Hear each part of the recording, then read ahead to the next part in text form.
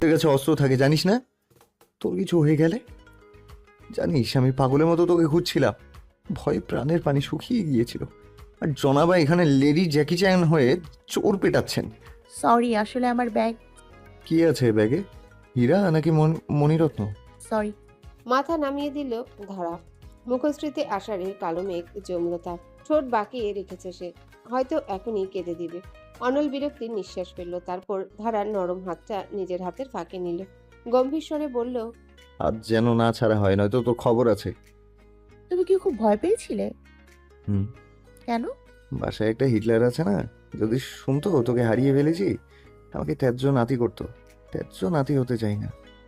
ঝাঁঝালো কণ্ঠে বলল অনল। তার কণ্ঠ জড়ানো, বেশ হাঁপাচ্ছে সে। বলিষ্ঠ বুকখানা এখনো ওঠানামা করছে। ধারা নরম গলায় বলল, শুধু এইটুকুই? অনল চুপ করে রইল। হাতটা আরো শক্ত করে ধরল, যেন ছেড়ে দিলে পাখি উড়াল দিবে। ধারা অনুভব করলো অনলের হাতটা বেশ উষ্ণ। রুক্ষ বিশাল হাতের মাঝেও যে এত উষ্ণতা থাকবে সেটা আশা করেনি। আরণ জোরে তাকালো অনলের মুখের দিকে। শ্যাম মুখটা ঘেমে একাকার, ভ্রুযুগল এখনো কুঞ্চিত। চোখে ভীতি, কিসের ভীতি? শুধুই ত্যায্য নাতি হবার ভয়, নাকি অন্য কিছু? কে জানে।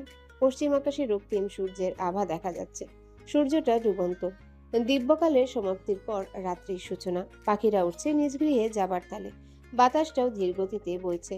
অনল বাইক চালাচ্ছে, তার ঘাড়ে হাত রেখে বসে আছে ধারা। ধারার আজ বিকেলটা খুব ভালো কেটেছে। অনল গরম দেখালেও তার সাথে বেশি রূঢ় হয়নি।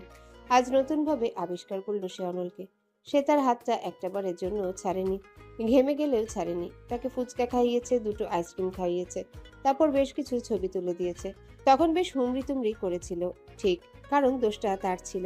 ওই সময় মাথায় ছিল না চোরদের কাছে ছুরি চাকু থাকে। সত্যি তো, যদি পেটে ঢুকিয়ে দিত তখন অপারেশন করতে হতো। ইস, কি একটা কাণ্ড হতো। এগুলো কিছুই ভাবেনি ধারা। আসলে এ ব্যাগটা খুব প্রিয়। এটা ভার্সিটিতে ওঠার পর বড় মা কিনে দিয়েছে। তখন থেকে তার কাছেই এটা। কিভাবে চুরি হতে দিল? সেই ব্যাগে তার মোবাইল, ভার্সিটির আইডি কার্ড, কত কিছু।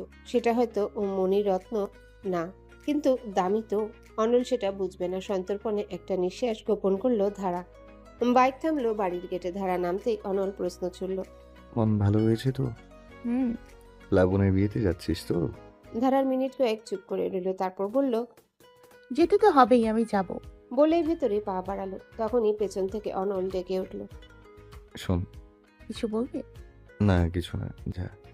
বলেই গ্যারেজে বাইকটা রাখতে ব্যস্ত হলো অনল।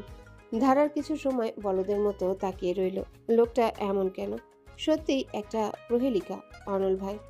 বুধবার সকাল সকাল প্লাবনদের বাড়িতে চলে এলো অনল এবং ধারা।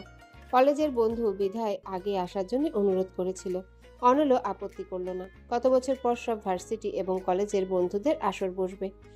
আসলে কাজের ব্যস্ততায় কখনো সেই সুযোগ হয় না। রবিন, ইকরাম, সমীর এদের সবার সাথে আজ দেখা হবে। প্লাবনের মা ধারাকে দেখেই বলল, বৌমা তো ছোট, এই ছোট মেয়ের কাছে নিজেকে সঁপে দিলি অনল।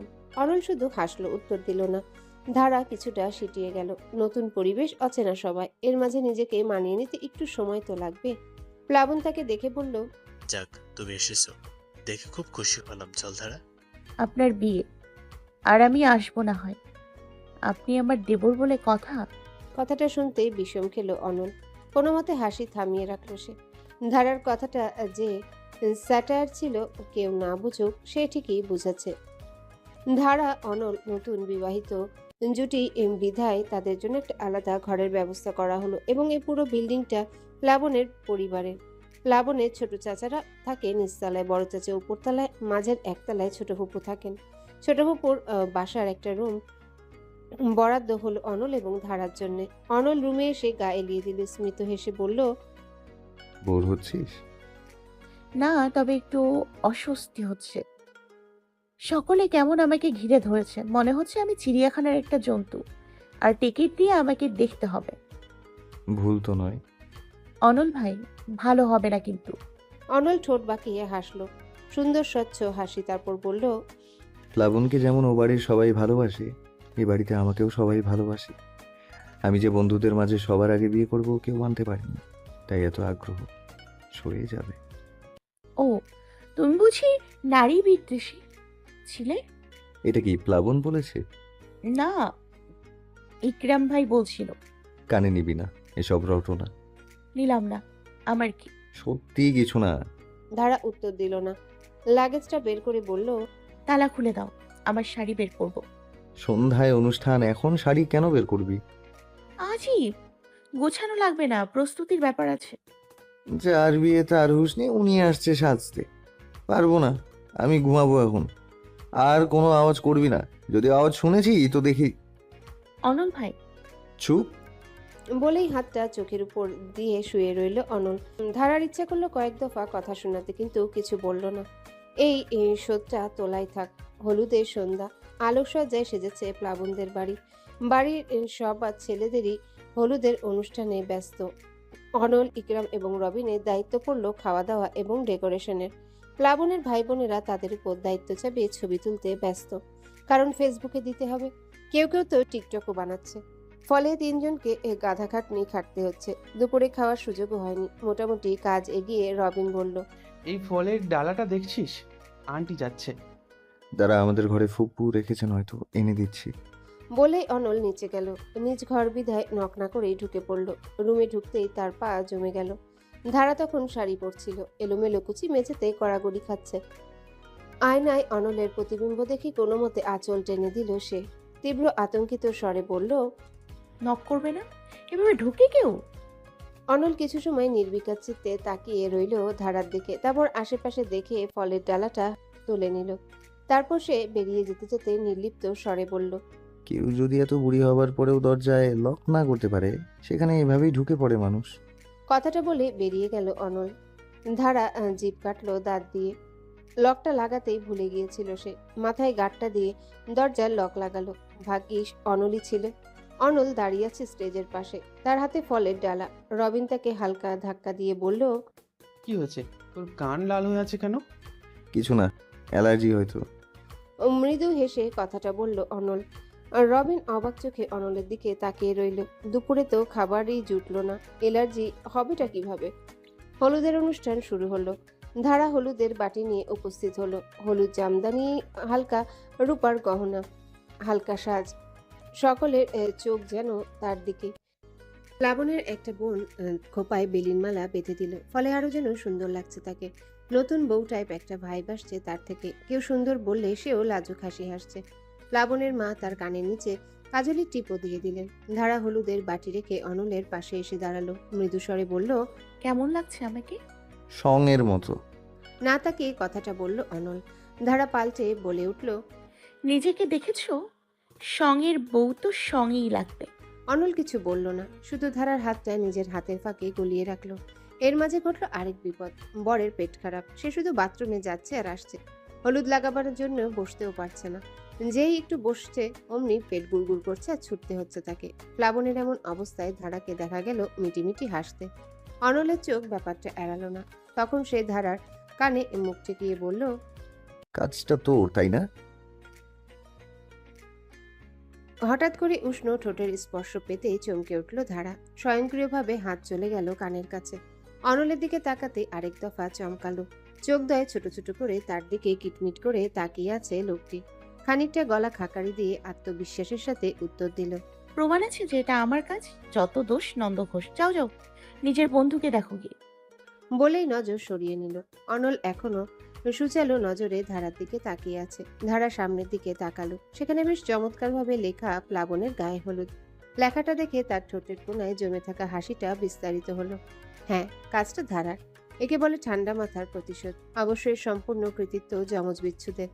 এইসব অদ্ভুত শয়তানি বুদ্ধি সরল ধারার মাথা থেকে কখনোই বের হয় না। এই তো গত পরশু রাতের কথা। খাবার পর ধারা তার পুরনো ঘরে যায়। এখন এটা তার ঘর নয়, এখন এটা দস্যুদয়ের আস্তানা।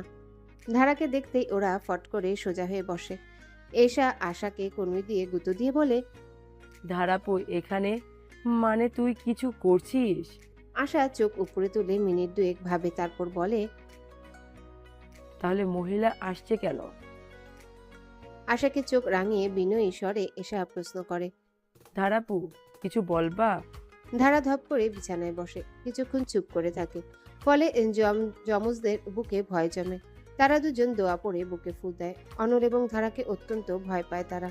কেন পায় নিজেরাও জানে না। যদিও ধারা তাদের অনেক আদর করে, কিন্তু শাসন করার সময় পিছপা হয় না। এসা যখন আবারও জিজ্ঞাসা করে, কিছু লাগবে না তোমার। আচ্ছা ধর কারোর উপর শোধ তুলতে চাস, কি করবি? এসা সন্ধিহান চোখে তাকায় ধারার দিকে, তারপর জিজ্ঞাসা করে, শোধটা কি তুমি নিবা? না রে আমার বান্ধবী, বল না। অনেক উপায় আছে, তুমি কোনটা নিতে চাও?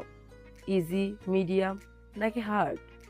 বেশ ভাব নিয়ে গা এলিয়ে দিয়ে এসা বলে। এশার কথা শুনে মাথা ঘুরিয়ে ওঠা জোগাড় ধারার। অবাক কণ্ঠে বলে, ক্যাটাগরি আছে? অবশ্যই আছে। এই ধরো, যদি পরিবার বা আত্মীয় বা শিক্ষকদের উপর কোনো শোধ তুলতে হয়, আমরা ইজি ওয়েতে যাই। পাশের বাড়ির আন্টি বা পাড়ার বদমাইশদের শাস্তির জন্য মিডিয়াম। আর হার্ডটা এখনো অ্যাপ্লাই করিনি, এতটা খুব হয়নি কখনো। থাক থাক, ইজি ইজি যথেষ্ট। ধারার কথা শুনে এশা দাঁত বের করে হাসে, তারপর আশাকে বলে। ফর্মুলা নম্বর 203 দে তো। আশাও মাথা দুলিয়ে টেবিলের ডেস্কের ভেতর থেকে একটা ছোট কৌটা বের করে এশার হাতে দেয়। এশা কৌটাটা ধারার হাতে দিয়ে বলে, এটা স্পেশাল ওষুধ, বেশি ব্যবহার করবা না। আধা চামচ খাবারের সাথে, পাখি একবেলা বাথরুমে। Secret side effect? স্যালাইন খেলে ঠিক হয়ে যাবে। মাঝে মাঝে বাবার চায়ে মিশিয়ে দেই, কিন্তু শোধ তুলবাটা কার উপর? ধারার বিচিত্রভাবে হাসে, তারপর চোখে টিপ্পনি দিয়ে বলে, বিয়ে বাড়ি আসার পর এখানে প্লাবনের মা ফুপুর সাথে বেশ সখ্যতা হয় ধারার। ফলে বিকালে যখন তারা সবার জন্য চা কফি বানাচ্ছিলেন, ধারার গল্পের ছলে তাদের পাশে দাঁড়িয়ে পড়ে। ফাঁকতালে প্লাবনের কফির মগে আধা চামচ মিশিয়ে দেয় ফর্মুলা নাম্বার 203, যার ফলাফল স্বরূপ প্লাবনকে শুধু বাথরুম টু স্টেজ আর স্টেজ টু বাথরুমই করতে হচ্ছে। বুকে জমে থাকা ক্ষোভটা আজ বের করে বেশ শান্তি লাগছে ধারার। যদিও এখানে প্লাবনের তেমন কোনো দোষ নেই, কিন্তু একেবারে যে নেই তা কিন্তু নয়। সে বুঝে অবুঝ হবার ভান করত, কিশোরীর আবেগকে প্রশ্রয় দিত। সে কি সত্যি বুঝতো না কেন একটা মেয়ে তাকে এতটা প্রাধান্য দেয়? তবে আজ শোধ তুলে সম্পূর্ণরূপে নষ্ট আবেগকে বিদায় জানালো ধারা। সে আর আবেগে ভাসবে না, কারণ ন্যাড়া বেলতলায় একবারই যায়। প্লাবনের হলুদ অনুষ্ঠান অবশেষে সম্পন্ন হলো। অনুষ্ঠান ঠিকই হলো, কিন্তু তা হলো বড় বিচিত্রভাবে। বরকে হলুদ লাগানো হলো, কিন্তু তা স্টেজে না, বাথরুমের পাশে চেয়ার বসিয়ে। মিষ্টি মুখের বদলে খাওয়ানো হলো কাঁচা কলা ভর্তা দিয়ে ভাত, আর পানির বদলে স্যালাইন। এই বুদ্ধিটা প্লাবনের মায়ের। যতই হোক একমাত্র পুত্রের গায়ে হলুদ, পেট খারাপ বলে তো আর সেটাকে আটকে রাখতে পারেন না। বেচারা প্লাবন পড়ল বড্ড বিপাকে। মাকে বোঝানোর চেষ্টা করলো, তবে কাজে দিল না। ফলে সব বিনা বাক্যে মেনে নিতে হলো। হলুদের অনুষ্ঠান শেষ হলে ছাদে আড্ডা জমল। প্লাবনের কাজিন বর্গ, বন্ধুমহল, অনল এবং ধারাও সেখানে বসলো। প্লাবন স্যালাইনের বোতল হাতে উপস্থিত হলো। এখন বাথরুমে যাওয়াটা বন্ধ হয়েছে। ওষুধ খেয়ে কিছুটা হলেও এখন স্বাভাবিক। এমন একটা হলুদ কাটবে ইহ জীবনে ভাবেনি। প্লাবনকে দেখেই রবিন বলল, কি পেট টাইট হলো নাকি এখনো বেড টু বাথরুম? প্লাবন অগ্নিদৃষ্টি প্রয়োগ করলো, একটু লজ্জায় পড়ল। ছোট ছোট বোনদের সামনে এমন কথা। এই রবিনের মুখে কোনো কিছুই আটকায় না, সর্বদা মুখরাসে। হুটহাট কিছু একটা বলে লজ্জা দিয়ে দিবে। শুধু স্বচ্ছ মনের কারণেই পার হয়ে গেল। ধারা মিটিমিটি হাসলো। অনলের চোখ এড়ালো না সেই হাসি। কথায় কথায় কানের আড্ডা বসলো। রবিন হেরে গলায় গান গাইল। সেই গান শুনে প্লাবনের এক বোন বলে উঠল, ভাই থামেন, রাস্তার কুকুরগুলো পালিয়ে যাচ্ছে আপনার গানে। কিন্তু এতে রবিনের কিছু যায় আসে না। সে গান গাইছে। এর মাঝে প্লাবনের আরেক বোন বলে উঠল, অনল ভাইয়া, আপনি একটা গান গেয়ে শোনান। কথাটা শুনতেই ধারা তির্যক চাহনি নিক্ষেপ করলো মেয়েটার দিকে। মেয়েটাকে বহুতক্ষণ যাবৎ লক্ষ্য করছে সে। অনলের প্রতি যেন তার আদিক্ষেতা একটু বেশি। ধারা একটা ব্যাপার মোটেও বুঝতে পারলো না, মেয়েটার সমস্যা কি। একবার ছলে বলে ছবি তুলতে আসে, হলুদ লাগাতে চায়। এখন আবার গানের বাহানা। আর এই প্রিন্স উইলিয়াম কি মধু নাকি যে মৌমাছির মতো তাকে ঘিরে ধরতে হবে? কথাগুলো মনেই রাখলো। যার যাক খুশি করুক, তার কি। সকলের বায়নাকে নাকচ করতে পারল না অনল। অনলের গানের গলা যে ভালো এটা অজানা নয়। কিছু মানুষ আছে যাদের অনেক গুণ থাকে। অনল তেমনই। এই গানের জন্য স্কুল কলেজ থেকে কম পুরস্কার সে পায়নি। ধারাও মুখে হাত দিয়ে মুগ্ধ হয়ে চাইল তার দিকে। কত বছর পর অনল ভাই গান গাইবে। ব্যাপারটা কি হাতছাড়া করা যায়? অনল প্লাবনের সিগারেটটা নিল। টুংটাং করে বাজলো সুর। অমাবস্যা বিধায় আকাশে চাঁদ নেই। বিক্ষিপ্ত কালো মেঘের আকাশটা আরো কালচে লাগছে। ছাদের এদিকটাতেও আলো নেই। আধারে ডুবন্ত এই মুহূর্তটিকে সুরের জোয়ারে ডুবিয়ে দিল প্রিন্স উইলিয়ামের মনোমুগ্ধকর কণ্ঠ। ধারা যেন হারিয়ে গেল সেই সুরের জোয়ারে। তবে একটা ব্যাপার খুব ভাবালো, এত আধারকের মাঝেও যেন তার মনে হলো অনলের চোখ জোড়া তাকেই দেখছে, যেন তার জন্যে গাওয়া এই গান।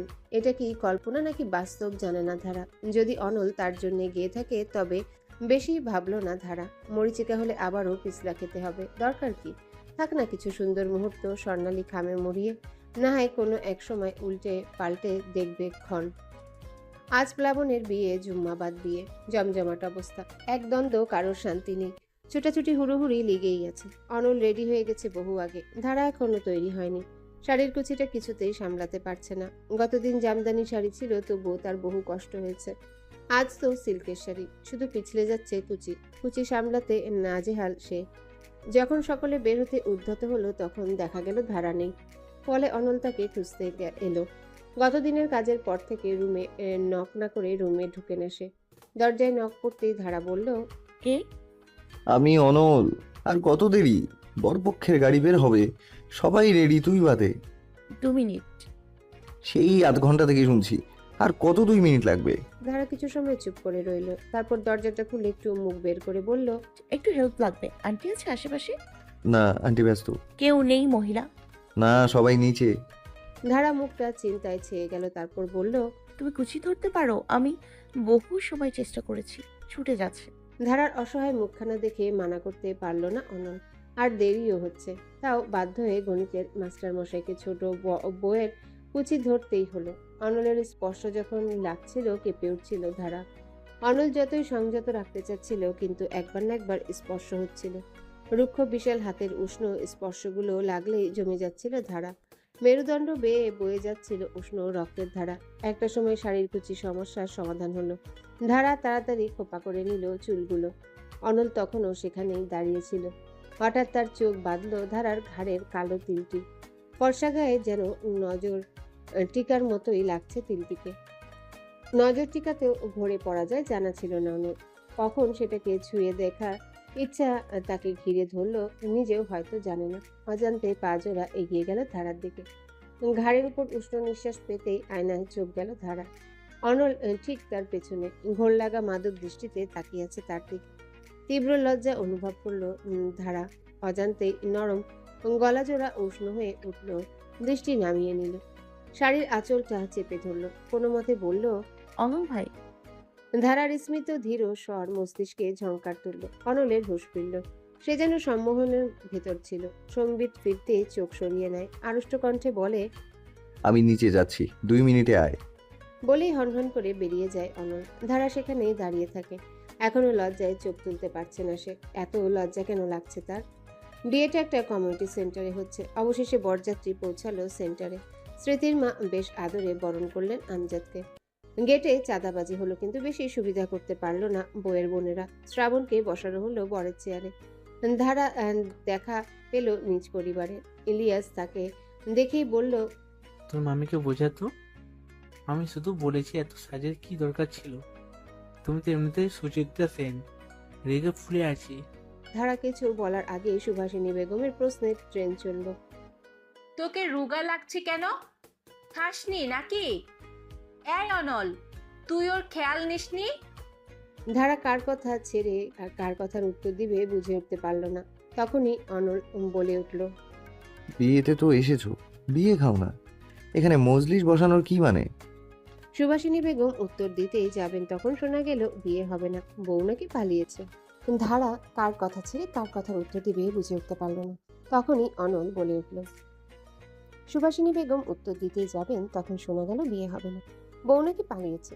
কথাটা কর্ণপাত হতেই বিস্মিত হলো অনল এবং ধারা। বউ পালিয়েছে মানে কি? স্মৃতি এবং প্লাবনের সম্পর্কটি সে কলেজ থেকে।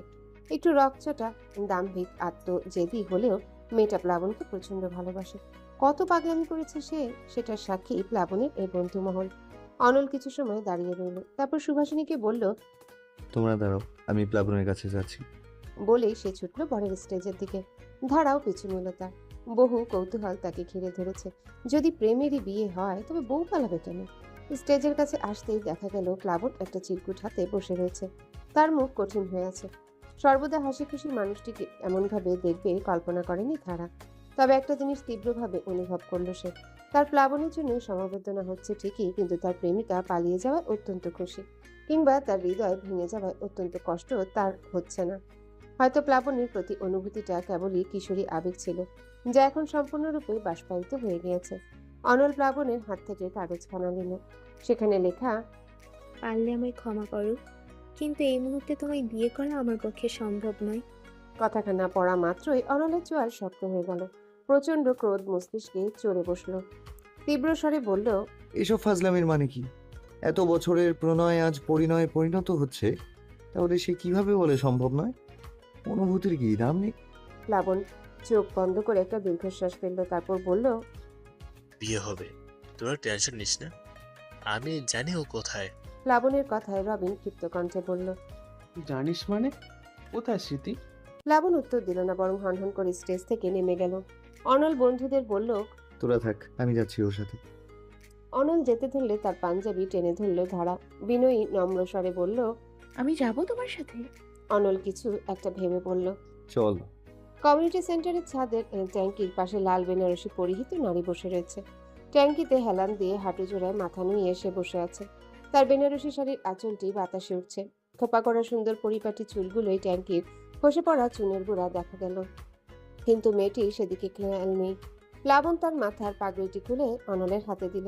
তারপর সে মেয়েটির পাশে গিয়ে বসলো। শান্ত কণ্ঠে বলল, এখানে কি করছিস? নিচে সবাই তোকে খুঁজছে, আর তো মোসাজাকার মতো অবস্থা। সবাই ভাবছে তুই আমাকে বোকা নিয়ে অন্য ছেলের সাথে পল্টিয়েছিস। আমার মেয়ের কান্না যদি দেখতেই। প্লাবনের কণ্ঠ শুনে মেয়েটি তড়াক করে উঠে বসলো। তার চোখে বিস্ময়। ভেজা কণ্ঠে বলল, তুই এখানে? আমার হবু বউ যদি ওই চিরকুট নিয়ে সাদা ট্যাঙ্কির পাশে লুকিয়ে থাকে, আবার কি করার আছে? কি ভেবেছিলে স্মৃতি? একটা চিরকুট দিয়ে আমাদেরকে পালিয়ে যাবি এত সোজা? স্মৃতি কিছুই বলল না, চুপ করে রইল কিছু সময়। তার মুখশ্রীতে বিষণ্ণতার ছাপ, চোখগুলো ভেজা। সে তাকিয়ে রইল উন্মুক্ত আকাশের দিকে। এদিকে ধারা তাকিয়ে রইল স্মৃতির দিকে। কি সুন্দর মেয়েটি, শ্যামবর্ণের মুখশ্রী, টানা টানা চোখ, বউ সাজে কি মায়াবী লাগছে তাকে। অথচ বিয়ের দিন সে ছাদে লুকিয়ে আছে। অনল ও ধারাও নিশ্চুপ। ছাদটি যেন নিস্তব্ধতায় ডুবে গিয়েছে। কিছু সময় বাদে সেই নিস্তব্ধতা ভাঙল স্মৃতি। মিলিয়াপুর ডিভোর্স হয়ে গেছে। ইমরান ভাইয়া প্রচন্ড রাগ তার উপর। ভাবা যায়, 7 বছরের প্রেম, তারপর 8 বছরের সংসার। সম্পর্কগুলো বুঝি এমনই হয়। একটা সময় ভালোবাসার মানুষটার প্রতি বুঝি অনীহা চলে আসে। ইমরান ভাই অকপটে বলে দিল তার একঘেয়েমি লাইফ ভালো লাগছে না। সে নাকি এই সম্পর্কে নতুনত্ব পাচ্ছে না, তাই সে মিলিয়াপুকে ডিভোর্স দিয়ে দিল। এই কারণে তুই ভয় পেয়েছিস? ভয় পাবো কেন? আমাদের এই 10 বছরের রিলেশনে কতবার ব্রেকআপ হয়েছে বলতো? কতবার আমি তোর উপরে রেগে ফোন অফ করে রেখেছি। সপ্তাহের পর সপ্তাহ কথা হয়নি। তুইও একই কাজ করেছিস। তখন আমরা বাচ্চা ছিলাম স্মৃতি। বিয়ের পর যে এমন হবে না তার কি গ্যারান্টি? এটা বিয়ে, এখানে ব্রেকআপ হয় না, হয় ডিভোর্স, যেখানে প্যাচাপের রয়ে থাকে না। কি গ্যারান্টি তুই আমার উপর ফেড আপ হয়ে যাবি না? আমার বদ অভ্যাস, আমার রাগ, জেদ, এগুলোর উপর তুই বিরক্ত হবি না? এই তো 4 দিন আগে মেজাজ খারাপ করে ফোন রেখে দিলি। কত ফোন করলাম এই 4 দিনে, একটিবারও ফোন ধরেছিস তুই? না, ধরিসনি। সমাজের জন্য আমি বিয়ে করতে চাই না প্লাবন। আমি বিয়ে করতে চাই কারণ তোর সাথে সারাটা জীবন কাটাতে চাই। কিন্তু মিলিয়াপুর ঘটনা শোনার পর থেকে আমার আর সাহস হচ্ছে না। একসাথে থাকবো 24টা ঘন্টা। আমাদের পছন্দ অপছন্দগুলো মিলিয়ে মিশিয়ে হবে আমাদের সংসার। যদি সেটা না মেলে, যদি আমাদের ঝগড়া মিটমাট না হয়, যদি আমাদের সুখময় স্মৃতিগুলো বিষাদ হয়ে ওঠে, কি করব তখন? তোর সাথে কাটানোর সময়গুলো অনেক স্পেশাল প্লাবন। ছোট ছোট মুহূর্ত, ছোট ছোট কাজ, আমি চাই না সেগুলো বিষাক্ত হয়ে উঠুক। হয়তো আমি কাউকে বিয়ে করতে পারবো না, সারা জীবন কুমারী থাকবো, কিন্তু আমি চাই না আমাদের সম্পর্কটাও ইমরান ভাই এবং মিলিয়াপুর মতো হোক। প্লাবন এত সময় চুপ করে স্মৃতির কথাগুলো শুনছিল। স্মৃতি কণ্ঠ দলা পাকাচ্ছে, চোখ টলমল করছে। সে টিস্যু দিয়ে চোখ মুছছে, ফলে মেকআপ হালকা উঠে উঠে যাচ্ছে। প্লাবন মুখ গোল করে নিঃশ্বাস ছাড়ল। জ্বালাময়ী রোদের কারণে তার শরীর ঘামে সিক্ত হয়ে আছে। রুমাল বের করে ঘামটা মুছে নিল সে। তারপর বলল, বুঝলাম, চলে বা নিজের সবাই অপেক্ষা করছে। আমি যাব না। দৃঢ় কণ্ঠে কথাটা বলল স্মৃতি। এবার প্লাবনের চোয়াল শক্ত হয়ে উঠল। কড়া স্বরে বলল, আঙ্কেল আন্টি তোরা কখনো না মারেনি তাই না? এই জন্যই তোর এই অবস্থা। তোর কি মনে হয় এটা ফাজলামি হচ্ছে? আমি আমার পরিবারকে নিজে ফাজলামি করছি। এতকাল তোর সব জিত মেনে নিয়ে আসছি বলে মাথা উঠে নাচবি, এটা তো মানতে পারবো না। দেখ স্মৃতি, আমি 1 থেকে 10 গুনবো, এর মধ্যে যদি না উঠিস তোলে নিয়ে যাবো আমি। স্মৃতি বিস্মিত নজরে তাকিয়ে রইল প্লাবনের দিকে। শান্ত মানুষেরা রেগে গেলে ভয়ঙ্কর রূপ ধারণ করে। আজ সচক্ষে দেখল সে। প্লাবনের মতো শান্ত মানুষটির রাগান্বিত রূপে খানিকটা ভয়ও পেল সে। মাথা নুইয়ে বসে রইল সে। প্লাবন আবারও গরম নিঃশ্বাস ফেলল। এবার কিছুটা নরম গলায় বলল, স্মৃতি, বয় যেমন তোর হচ্ছে আমারও হচ্ছে। এতকাল আমরা প্রেমিক প্রেমিকা ছিলাম, এখন হবো স্বামী স্ত্রী।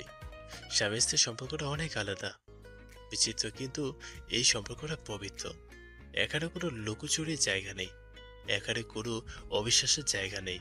হ্যাঁ, ঝগড়া হবে, ঝামেলা হবে, কখনো জীবনে করার রোদের দেখা মিলবে, তো কখনো বৃষ্টির মতো শীতলতা ছড়ে যাবে।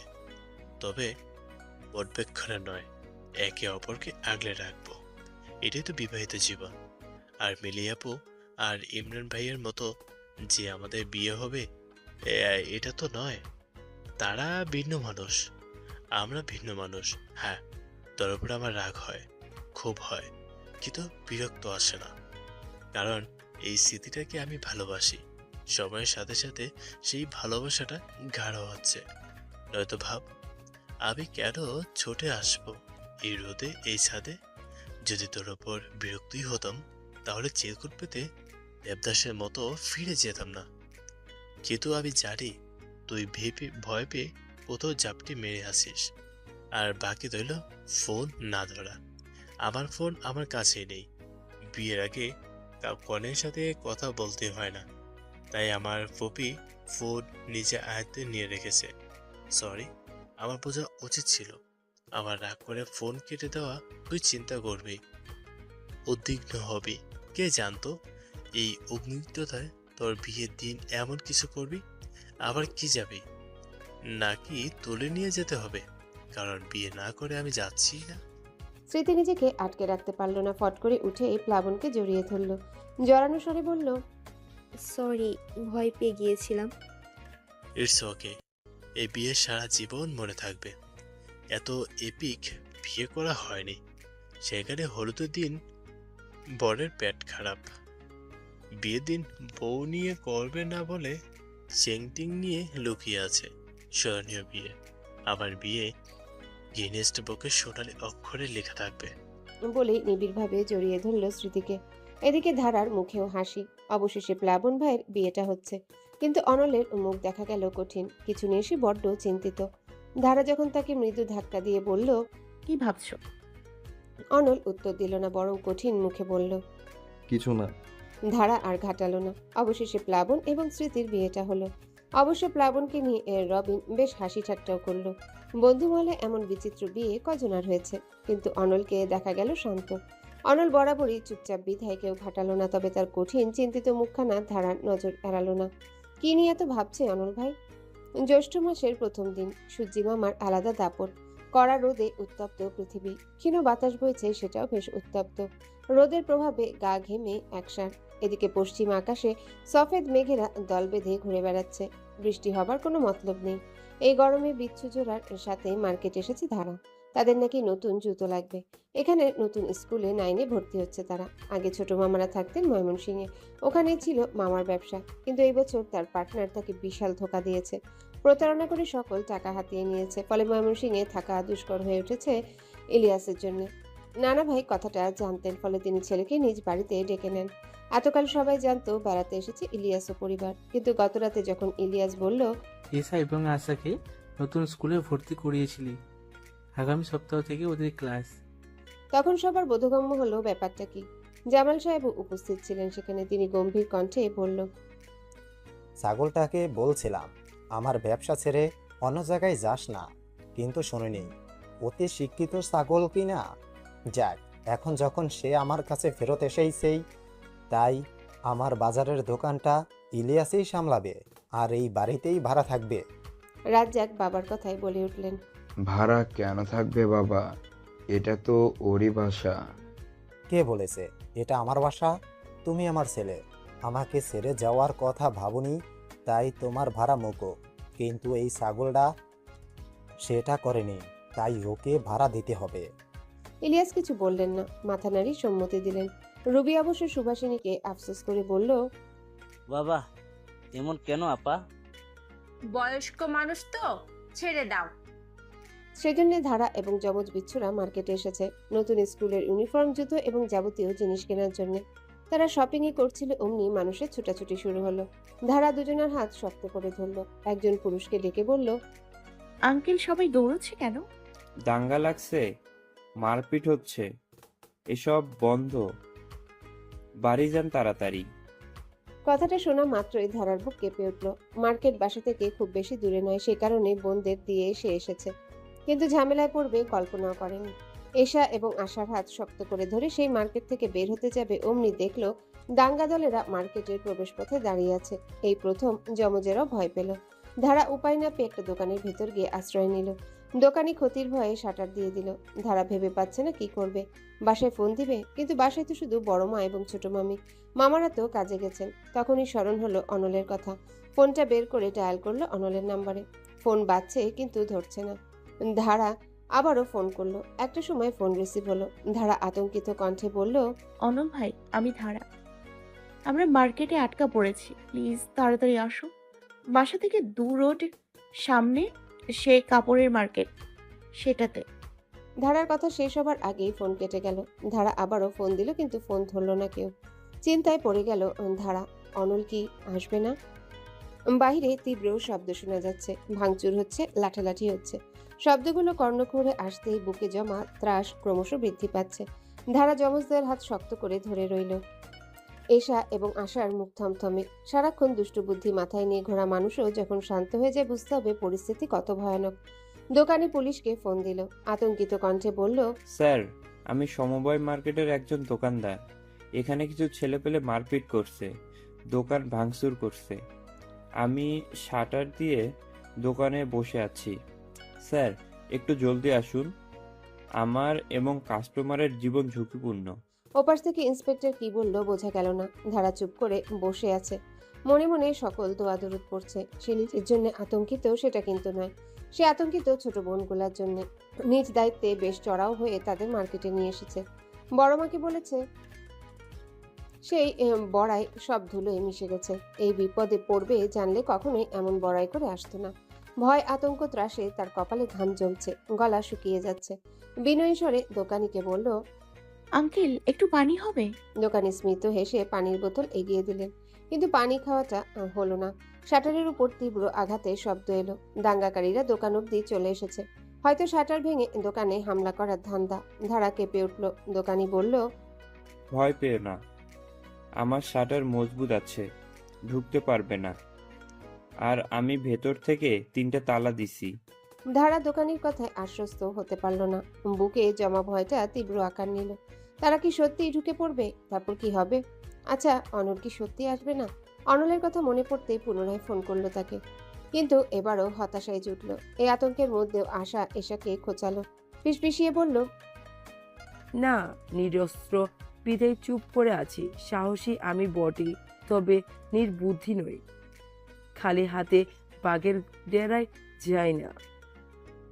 আমি কি তোর মতো ভীতু? দুজনের মধ্যে বেশ রেশারেশি লাগলো। একই বিপদ, কিভাবে বাসায় যাবে মাথায় আসছে না। উপরন্তু যমজদের কিচিরমিচির শুনে ক্রোধ সামলাতে পারলো না ধারা। ঝাঁঝালো স্বরে বলল, চুপ, একদম প্যাপু করবি না, ঝিম ধরে বসে থাক। আর একবার যদি টু শব্দ করেছিস তো শাটার খুলে দুটোকে বাইরে দিয়ে আসবো। ধারার রামধমক কাজে দিল। দুজনে সাময়িক কালের জন্য চুপ করে গেল ঠিকই, কিন্তু এশা ফাঁকতালে ফিসফিসিয়ে বলল, ভয়ে মহিলার মাথা আউলে গেছে, চুপ থাকাই শ্রেয়। সময় অতিবাহিত হলো। শাটারের উপর আঘাতের মাত্রা কমল। ধারা পা এড়িয়ে বসে আছে। তার কোলে যমজদ্বয় মাথা দিয়ে অর্ধশোয়া। দোকানি তার কাজ করছে যেন কিছুই হয়নি। হঠাৎ সাইরেনের আওয়াজ কানে এলো। মানুষের ছোটাছুটির শব্দও কানে এলো। কিছু মানুষের আর্তনাদও শোনা গেল। ধারা সোজা হয়ে বসলো। বেশ কৌতূহল তার মুখে। দোকানি বলল, পুলিশ চলে এসেছে, এখন ভয় নেই। এগুলোকে পিটায় সোজা করে দিবে। এখন নিশ্চিত হয়ে যাও। ধারা মৃদু হাসলো, কিন্তু বুকে একটা চাপা কষ্ট জমা হলো। অভিমান হলো অনলের উপর। সে ধারার বিপদ জেনেও এলো না। চোর ধরার ওই দিন লোকটার বেশ ভয়ার্ত চেহারা দেখেছিল ধারা। ভেবেছিল হয়তো কঠিন মানুষটির হৃদয়ে তার প্রতি টান রয়েছে, তাই তো তাকে হারাবার ভয় ছিল। কিন্তু সবকিছুই মিথ্যে লাগছে। এই অভিমানের কারণটি জানা নেই ধারার, তবে চিনচিনে তীক্ষ্ণ ব্যথা হৃদয়ের অন্তঃস্থল ছেয়ে গেল। এসা বলল, ধারাপু, এবার বাড়ি যেতে পারো মনে হয়। ধারা উত্তর দেবার আগে শাটারে তীব্র আঘাত কর্ণপাত হলো। আঘাতটা লাঠির নয়, হাতের। দোকানি চিন্তিত হয়ে পড়ল। গ্যাঞ্জাম থেমে গেলে শাটার কে আঘাত করবে? তখনই গম্ভীর পুরুষালী কণ্ঠ শোনা গেল। ধারা, এসা, আশা, তোরা কি এখানে? ধারা, এখানে থাকলে উত্তর দে। কণ্ঠটা চিনতে সময় লাগলো না। মুহূর্তেই বুকের মধ্যে মধ্যস্থলে জমা মেঘ মেদুর কেটে গেল ধারার। অভিমান জলরূপে নয়নে জমল। ভেজা কণ্ঠে বলল, অনল ভাই, আমরা এই দোকানে। দোকানে কিছু বুঝার আগেই তাকে বলল, আঙ্কেল প্লিজ শাটার খুলে দিন, আমার বর বাইরে দাঁড়িয়ে আছে। দোকানি সময় নষ্ট করলো না, তাড়াতাড়ি খুলে দিলেন দোকানের শাটার। শাটার খুলতে অনলকে দেখা গেল। ভয়ার্থ আতঙ্কিত মুখশ্রী, সিল্কি চুলগুলো এলোমেলো। উস্কো খুস্কো ঘরমাক্ত শার্টটি গায়ে লেপটে আছে। হাতের তালু লাল হয়ে আছে। হয়তো প্রতিটি বদ্ধ দোকানের শাটারে আঘাত করেছে সে। ডান হাত দিয়ে ঠোঁটের উপর জমা ঘাম মুছে নিল। রীতিমতো হাঁপাচ্ছে সে। ধারা তার মুখের দিকে টলমলে চোখে কিছু সময় তাকিয়ে রইল। তারপর কি যেন হলো তার। ছুটে গেল অনলের কাছে, জড়িয়ে ধরে মুখ লুকালো তার বলিষ্ঠ বুকে। ধারার এমন কার্যে কিছুটা অবাক হলো অনল। অপ্রস্তুত হলো বটে, তবে ধারাকে বুক থেকে সরালো না, বরং নিবিড়ভাবে দুহাতের বেষ্টনীবদ্ধ করলো। এসে আশাও ছুটে অনলের কাছে এলো। অনলকে দেখে তারা ভয় পায় ঠিকই, তবে ভয়টা স্বস্তির। তাদের বিশ্বাস অনল ভাই থাকলে কিছু হবার জো নেই। অনল খেয়াল করলো ধারা ঈষৎ কাঁপছে। তার বুকে উষ্ণ জলধারা বইছে। ধারা কি কাঁদছে? আসলে তখন ধারার আতঙ্কিত কণ্ঠ শুনে ঘাবড়ে গিয়েছিল। মুহূর্তেই বুকটা ধক করে উঠেছিল। তাই ফোন কেটে হাতের কাজ ছেড়ে ছুটে চলে এসেছে সে। বাইকের গতি কতটা ছিল নিজেও জানে না। ধারা এরপর ফোন করেছিল ঠিক, কিন্তু ধরতে পারেনি। মার্কেটের কাছে আসতেই দেখলো দাঙ্গা আগুনের ফুলকিন্নে উত্তপ্ত। এই দাঙ্গার মধ্যে প্রবেশ করলে ঝামেলা বাড়বে, বই কমবে না। বিপদ আরও বাড়বে ধারার। যতই হোক অনল তো সুপার হিরো নয়। 25-30 জনকে মেরে মাটিতে লুটিয়ে দিবে। তাই বুদ্ধি দিয়ে কাজ করতে হবে। ফলে অনল ছুটল নিকটবর্তী থানায়। সেখানে ইন্সপেক্টর একটু ব্যস্ত থাকায় তাদের আসতে এত দেরি হয়েছে। যতই হোক দলবল নিয়ে আসতে হবে বলে কথা। অবশেষে পুলিশের সাথেই এসেছে অনল। একের পর এক প্রতিটা দোকানে শাটারে কড়া নেড়েছে, কিন্তু ধারার শব্দ পায়নি। ধারার মোবাইলেও ফোন করেছিল, ফোন বন্ধ পেয়েছে। অবশেষে বাধা পেরিয়ে ধারাকে পেয়েছে সে। ধারাকে পাওয়া মাত্র হৃদয়ের কোঠরের ঝড় থেমে গেছে। এক মৃদু শীতল হাওয়া বয়ে গেছে হৃদয় জুড়ে। তাই লোকের সামনে জড়িয়ে ধরাতে খানিকটা অপ্রস্তুত হলেও বাধা দেয়নি অনল। ধারা কান্না থামিয়েছে, কিন্তু এখনো কিছুক্ষণ বাদে বাদেই টুকরে উঠছে, কাঁপছে ঈষৎ। অনল তার মুখটা আলতো হাতে তুলল। ভেজা চোখ জোড়া মুছে নরম গলায় বলল, ভয় পেয়েছিলি? ধারা কেবল মাথা নাড়ালো, যার অর্থ সে ভয় পেয়েছে। অনল ঠোঁট চওড়া করে হাসলো। তারপর ধারাকে দাঁড় করিয়ে দোকানিকে ধন্যবাদ জানালো। 3টে মেয়েকে সে আশ্রয় দিয়েছে, বিপদ থেকে রক্ষা করেছে, এটা কম কিসে? আজকালের ব্যস্ত ইট পাথরের শহরে আপন মানুষের বিপদে কেউ এগিয়ে আসে না। সেখানে একজন অচেনা মানুষ তাদের এই দাঙ্গাতে সহায়তা করবে, ব্যাপারটা অকল্পনীয়। দাঙ্গাকারীরা অনেকেই পালিয়েছে। 10-12 জনকে পুলিশ ধরেছে। মারতে মারতে তাদের জিপে পড়েছেন। অনল যমজদাকে রিকশায় তুলে দিল। ধারাকে বলল, বাইকে ওঠ। ধারা মাথা নাড়িয়ে সম্মতি জানালো। অবশেষে মিনিট 10 বাদে বাড়িতে পৌঁছালো তারা। বাড়িতে ঢোকার পূর্বে যমজদয় ধারার ওন্না টেনে ধরল। গলার স্বর খাদে নামিয়ে বলল, আমরা যে ভয় পেয়েছি এটা কাউকে বলো না, প্রেস্টিজের 12টা বেজে যাবে। ধারা নিঃশব্দে হাসলো শুধু। বাসায় আসতেই অনলকে দেখে বড়মা হাজারো প্রশ্ন করলেন। অনল বলল, পানি দাও, গলাটা ভিজাই। তোমার ভাগ্নি যা দৌড় করালো, গলা শুকিয়ে কাঠ হয়ে গেছে। রুবি পানি এগিয়ে দিল। এক নিঃশ্বাসে পানি খেয়ে সকল ঘটনা খুলে বলল অনল। সুভাষিনী এবং রুবির আতঙ্ক দেখে কে। জারি করা হলো আজ থেকে 3 জন একা কোথাও যাবে না। অনল অথবা রাজ্জাক অথবা ইলিয়াস থাকবে তাদের সাথে। এরা ব্যস্ত থাকলে এরা বের হবে না। এসা আশা কিছু বলল না, কারণ ধারা কোনো প্রতিবাদ করেনি। বেচারি বেশি ভয় পেয়েছে।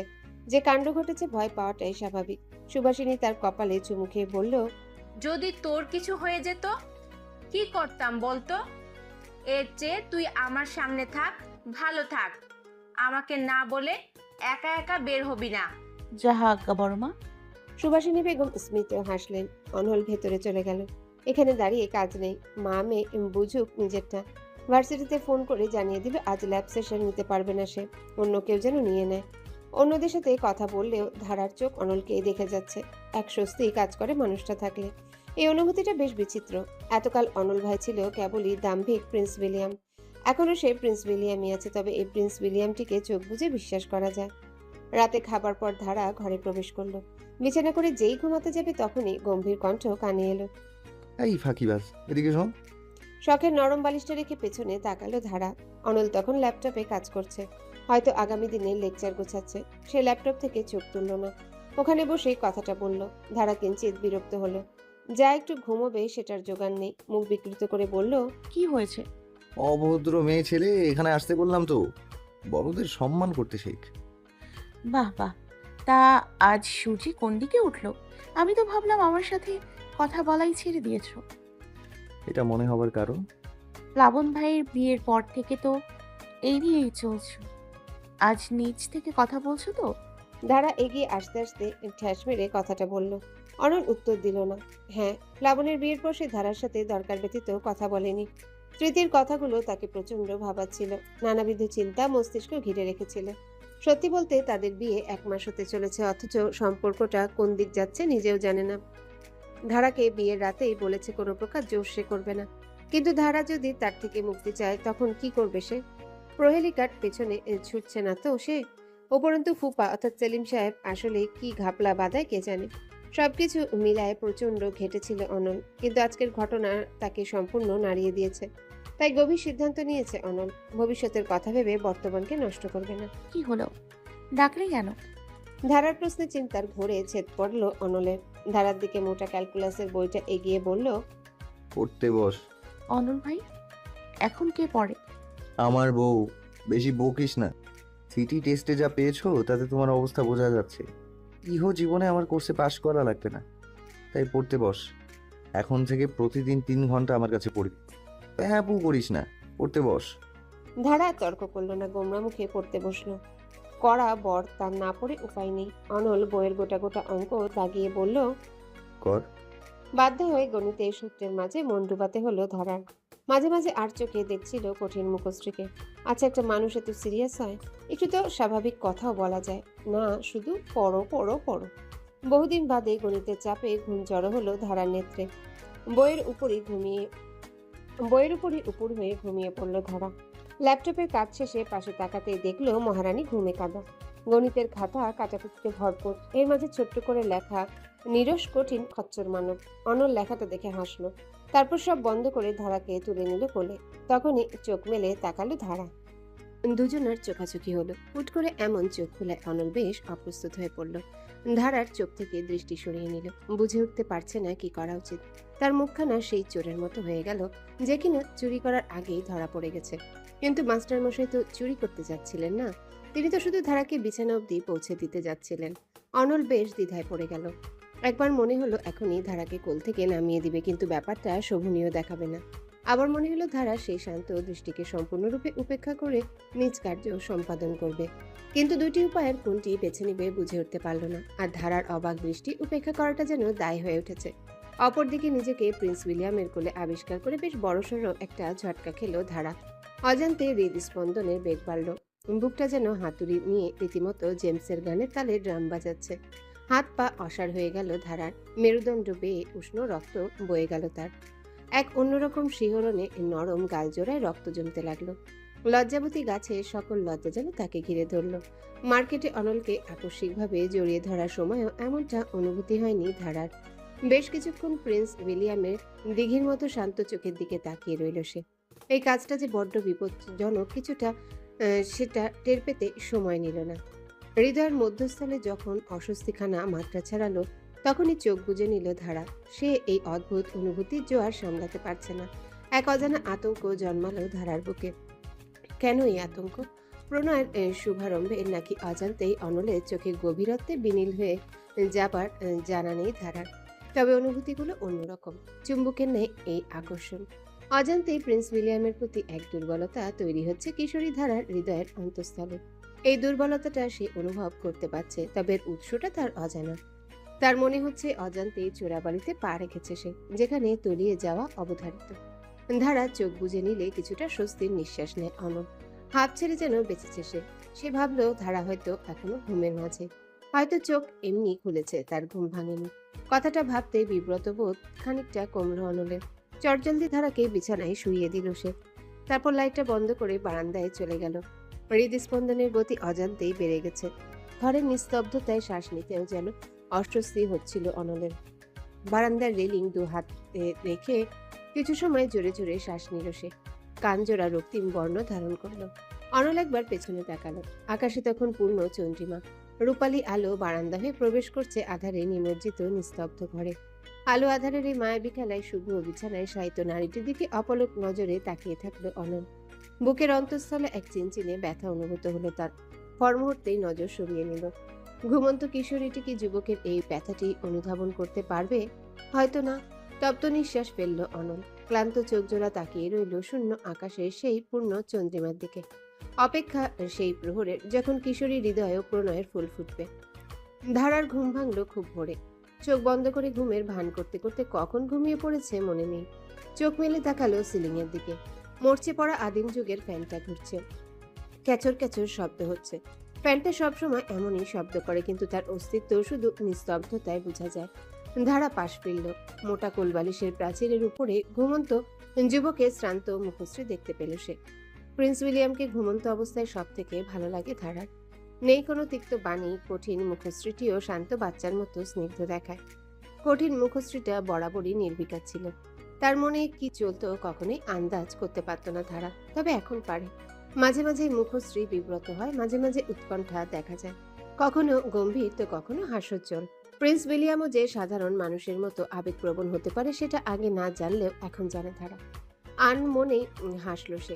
মনের মাঝে এক অবাধ্য চিন্তা মাথাচাড়া দিল। এই ঘুমন্ত শান্ত মুখশ্রীটা একবার ছুঁয়ে দেখার অবাধ্য ইচ্ছে। পর মুহূর্তে নিজেকে শাসালো কঠিনভাবে। মুখের প্রায় কাছে যাওয়া হাতখানা টেনে নিল। আজকাল অবান্তর ইচ্ছে তার মাথা খারাপ করে দিচ্ছে। মস্তিষ্কটা জুড়ে প্রকটভাবে অনল ভাই বিস্তার করছে। এটা ঠিক নয়, প্রচন্ড বিপজ্জনক ব্যাপার। মাথা ঝাঁকালো ধারা। তার অবাধ্য চিন্তাগুলো এক গভীর প্রকোষ্ঠে তালাবদ্ধ করলো। তারপর উঠে ওয়াশরুমের দিকে ছুটল। ধারা চলে যেতেই চোখ খুলল অনল। ঠোঁটখানা বিস্তারিত হলো। ফুটে উঠল বিচিত্র হাসি। ক্যাফেটেরিয়ায় বসেছে বন্ধুমহল। আজ তারা গম্ভীর। কারো মুখে হাসি নেই। দিগন্ত যে কিনা সর্বদা ব্রেকিং নিউজ দেবার তালে থাকে, তার মুখও রক্তশূন্য। ক্যান্টিনের রফিক মামা খানিকটা চেঁচিয়ে বলল, কি গো, সামোসা দিবনি? নীরব খানিকটা থমথমে গলায় বলল, না মামা, সামুচাই দুঃখ খুঁজবে না, তুমি বরং ডিম প্যাটিস দাও। হয়েছেটা কি? এমন মুখ লটকায় আসো কেন? সবগুলোরে দেখে তো মনে হচ্ছে এক একটারে কেউ পিটাইছে। হাতে মারিনি মামা, ভাতে মারছে। রফিক মামা খানিকটা অবাক হলেন। তার মুখে কৌতূহল জাগলো। ধারাধারি দলের সাথে তার খাতির অন্যরকম। সারা ভার্সিটির খবর এই দলের কাছ থেকেই পাওয়া যায় কিনা। নীরব হতাশা দীর্ঘশ্বাস ফেলল। তার কণ্ঠ বসা, ভরাক্রান্ত গলায় বলল, আমাদের নতুন কোর্স টিচার এবার আমাদের নাকানি চুবানি খাওয়াই ছাড়বেন। আমি ব্যতীত একজনও পাশ করবে কিনা সন্দেহ। নীরবের কথা শুনে কৌতূহল মরে গেল রফিক মামার। ভেবেছিল বড় কোনো খবর, কিন্তু এটা তো ভার্সিটির হরামেশার কথা। ছেলে মেয়ে রিটেক খাইটা নতুন কি? খানিকটা বিরক্ত হয়েই বলল, রিটেক খাইয়া 1 বছর ঝুইলে থাকবা, এটা তো খুবই নর্মাল। আমি ভাবলাম কি নাকি। রফিক মামার কথায় আশ্বস্ত হলো না তারা। তারা এখনো আগের মতোই বসে রয়েছে। তাদের ক্লাস অ্যাসেসমেন্টের রেজাল্ট দিয়েছে। নীরব ব্যতীত একজন ও 4 কিংবা 5-এর উপরে পায়নি। দিগন্ত ভেবেছিল সারপ্রাইজ টেস্টটা হয়তো অনল স্যার বাদ দিবেন, কিন্তু সে তা করেনি। এখানে এর নাম্বারে এমন নাজেহাল। মেন পরীক্ষায় যে কি হবে সেটা নিয়ে 4 জন খুবই চিন্তিত। এর মাঝে দিগন্ত বলে উঠল, এই ব্যাটাকে প্রথম থেকে বিরক্ত লাগে। কি শত্রুতা কে জানে। অন্তত পক্ষে স্টেপেন মার্ক তো দিতেই পারত। মার্ক চেয়েছে, কিডনি তো না। তার সাথে সম্পূর্ণ সহমত জানালো অভিক। ক্ষোভ জড়ানো স্বরে বলল, বেটা নিজের পার্সোনাল লাইফের ক্ষোভ আমাদের উপর দিয়ে মেটাই, শান্তি পাবে না দেখিস। চিন্তা কর, ধারার মামাতো ভাই অথচ ওকে সবচেয়ে কম নাম্বার দিয়েছে 3। এটা কোনো বিচার? দেখিস এই লোক জীবনে সুখী হবে না। ওর গার্লফ্রেন্ড অন্য কারোর সাথে ভেঙে যাবে, যা একটু বিয়ে হবে বউ থাকবে না। আমাদের সাথে যা করেছে উপরের একজন দেখেছে, শাস্তি পাবে এই অনল স্যার। ওর উপর শোধ তুলতে হবে। মনে আছে আরিফ স্যারের উপর জনগণ কিভাবে শোধ তুলেছিল? এর উপরও সেই ওষুধ প্রয়োগ করতে হবে। মানা যায় 45 জনের মধ্যে মাত্র 4 জন 20-এর উপরে পেয়েছে, আর সব 10-এর নিচে। ক্লাসের সবাই এমনিই ক্ষেপে আছে। একটা মিটিং ডাকলেই হবে। দিগন্তের কথা শেষ না হতেই ধারা ভেটো দিল, কর্কশ গলায় বলে উঠল, আচ্ছা তোদের সমস্যা কি বলতো? নিজের ব্যর্থতা দোষ অনুষ্ঠানের উপর দিচ্ছিস কেন? উনি তো ক্লাসের লেকচারের বাহিরে ম্যাথ দেন না, তাহলে শুধু শুধু তার উপর এত চেঁচাচ্ছিস কেন? পড়বি না তাহলে মার্ক নিয়ে মুখ দেখে দেবে। তুই চেতেছিস কেন? অদ্ভুত তো, হুট করে ভাইয়ের উপর দরদ উঠতে উঠলো নাকি? স্টেপের মার্ক সবাই দেয়, সেও তো দিতে পারে। পড়বি না তাহলে মার্ক কি মুখ দেখে দেবে? অদ্ভুত। স্টেপের মাঝেও যদি ভুল করে রাখিস মার্ক দিবে কিভাবে? যত সব, মাথায় তো শুধু নষ্ট বুদ্ধি জমিয়ে রেখেছিস। এসব ছাড়, আর একটু পর। বলেই উঠে দাঁড়ালো সে। হনহন করে ক্যাফেটেরিয়া থেকে বেরিয়ে গেল। ধারার এমন পরিবর্তন যেন কারোর হজম হলো না। আগে এই মেয়েই সকলের সাথে বসে অনলের পিন্ডি চটকাত, অথচ আজ হুট করে যেতে উঠল যেখানে সব থেকে কম নাম্বার সেই পেয়েছে। দিগন্ত বিস্মিত গলায় বলল, যা বাবা, কি হলো? এই ধারা আজ উল্টো ধারায় চলছে কেন? কি এমন বললাম যে ক্ষেপে লাল হয়ে গেল? কিরে মাহি, ওর কি হয়েছে জানিস? মাহি কিছু সময় মাথা চুলকালো, তারপর হতাশ গলায় বলল, বিষয়টা আমিও বুঝলাম না। অনল ভাইকে যে মানুষ দু চোখে দেখতে পারে না, সে মানুষ আজ ওনার পক্ষ নিল। সূর্য কি উল্টো দিকে উঠলো? সবার মুখে চিন্তা, চিন্তার কারণ ধারার এমন পরিবর্তন। এদিকে মাহিরও ব্যাপারটা বোধগম্য হলো না। সে ভাবলো ধারার হয়তো মন খারাপ, বেশ কিছুদিন যাবতই তাকে অন্যমনস্ক লাগছে, হয়তো প্লাবন ভাইয়ের বিবাহ সংক্রান্ত ব্যাপার। ঘনিষ্ঠতার জন্য ধারার মনের খবর একটু হলেও রাখে সে, তাই ঠিক করলো এখন তার সাথে কথা বলবে না, বরং বিকেলে সোজা বাসায় যাবে। তখনই সব রহস্যের উদ্ঘাটন করবে সে। বন্ধুমহল আবার কথায় মজল। তাদের আড্ডার মূল বিষয় হলো চরম কঠিন এবং খচ্চর অনল স্যার। গোধূলি লগ্ন ভেজা চুলে বারান্দার মেঝেতে বসে আছে ধারা। আজ মনটা ভালো নেই। তখন বন্ধুদের উপর না চেঁচালেও পারত, কিন্তু নিজেকে আটকাতে পারল না। কেন যেন অনলের নামে অবান্তর কথাগুলো শুনতে ভালো লাগলো না। লোকটা তার কাজের প্রতি কতটা নিষ্ঠাবান সেটা ধারা জানে। উপরন্তু আরিফ স্যারের সাথে ঘটিত কাহিনী সে জানে।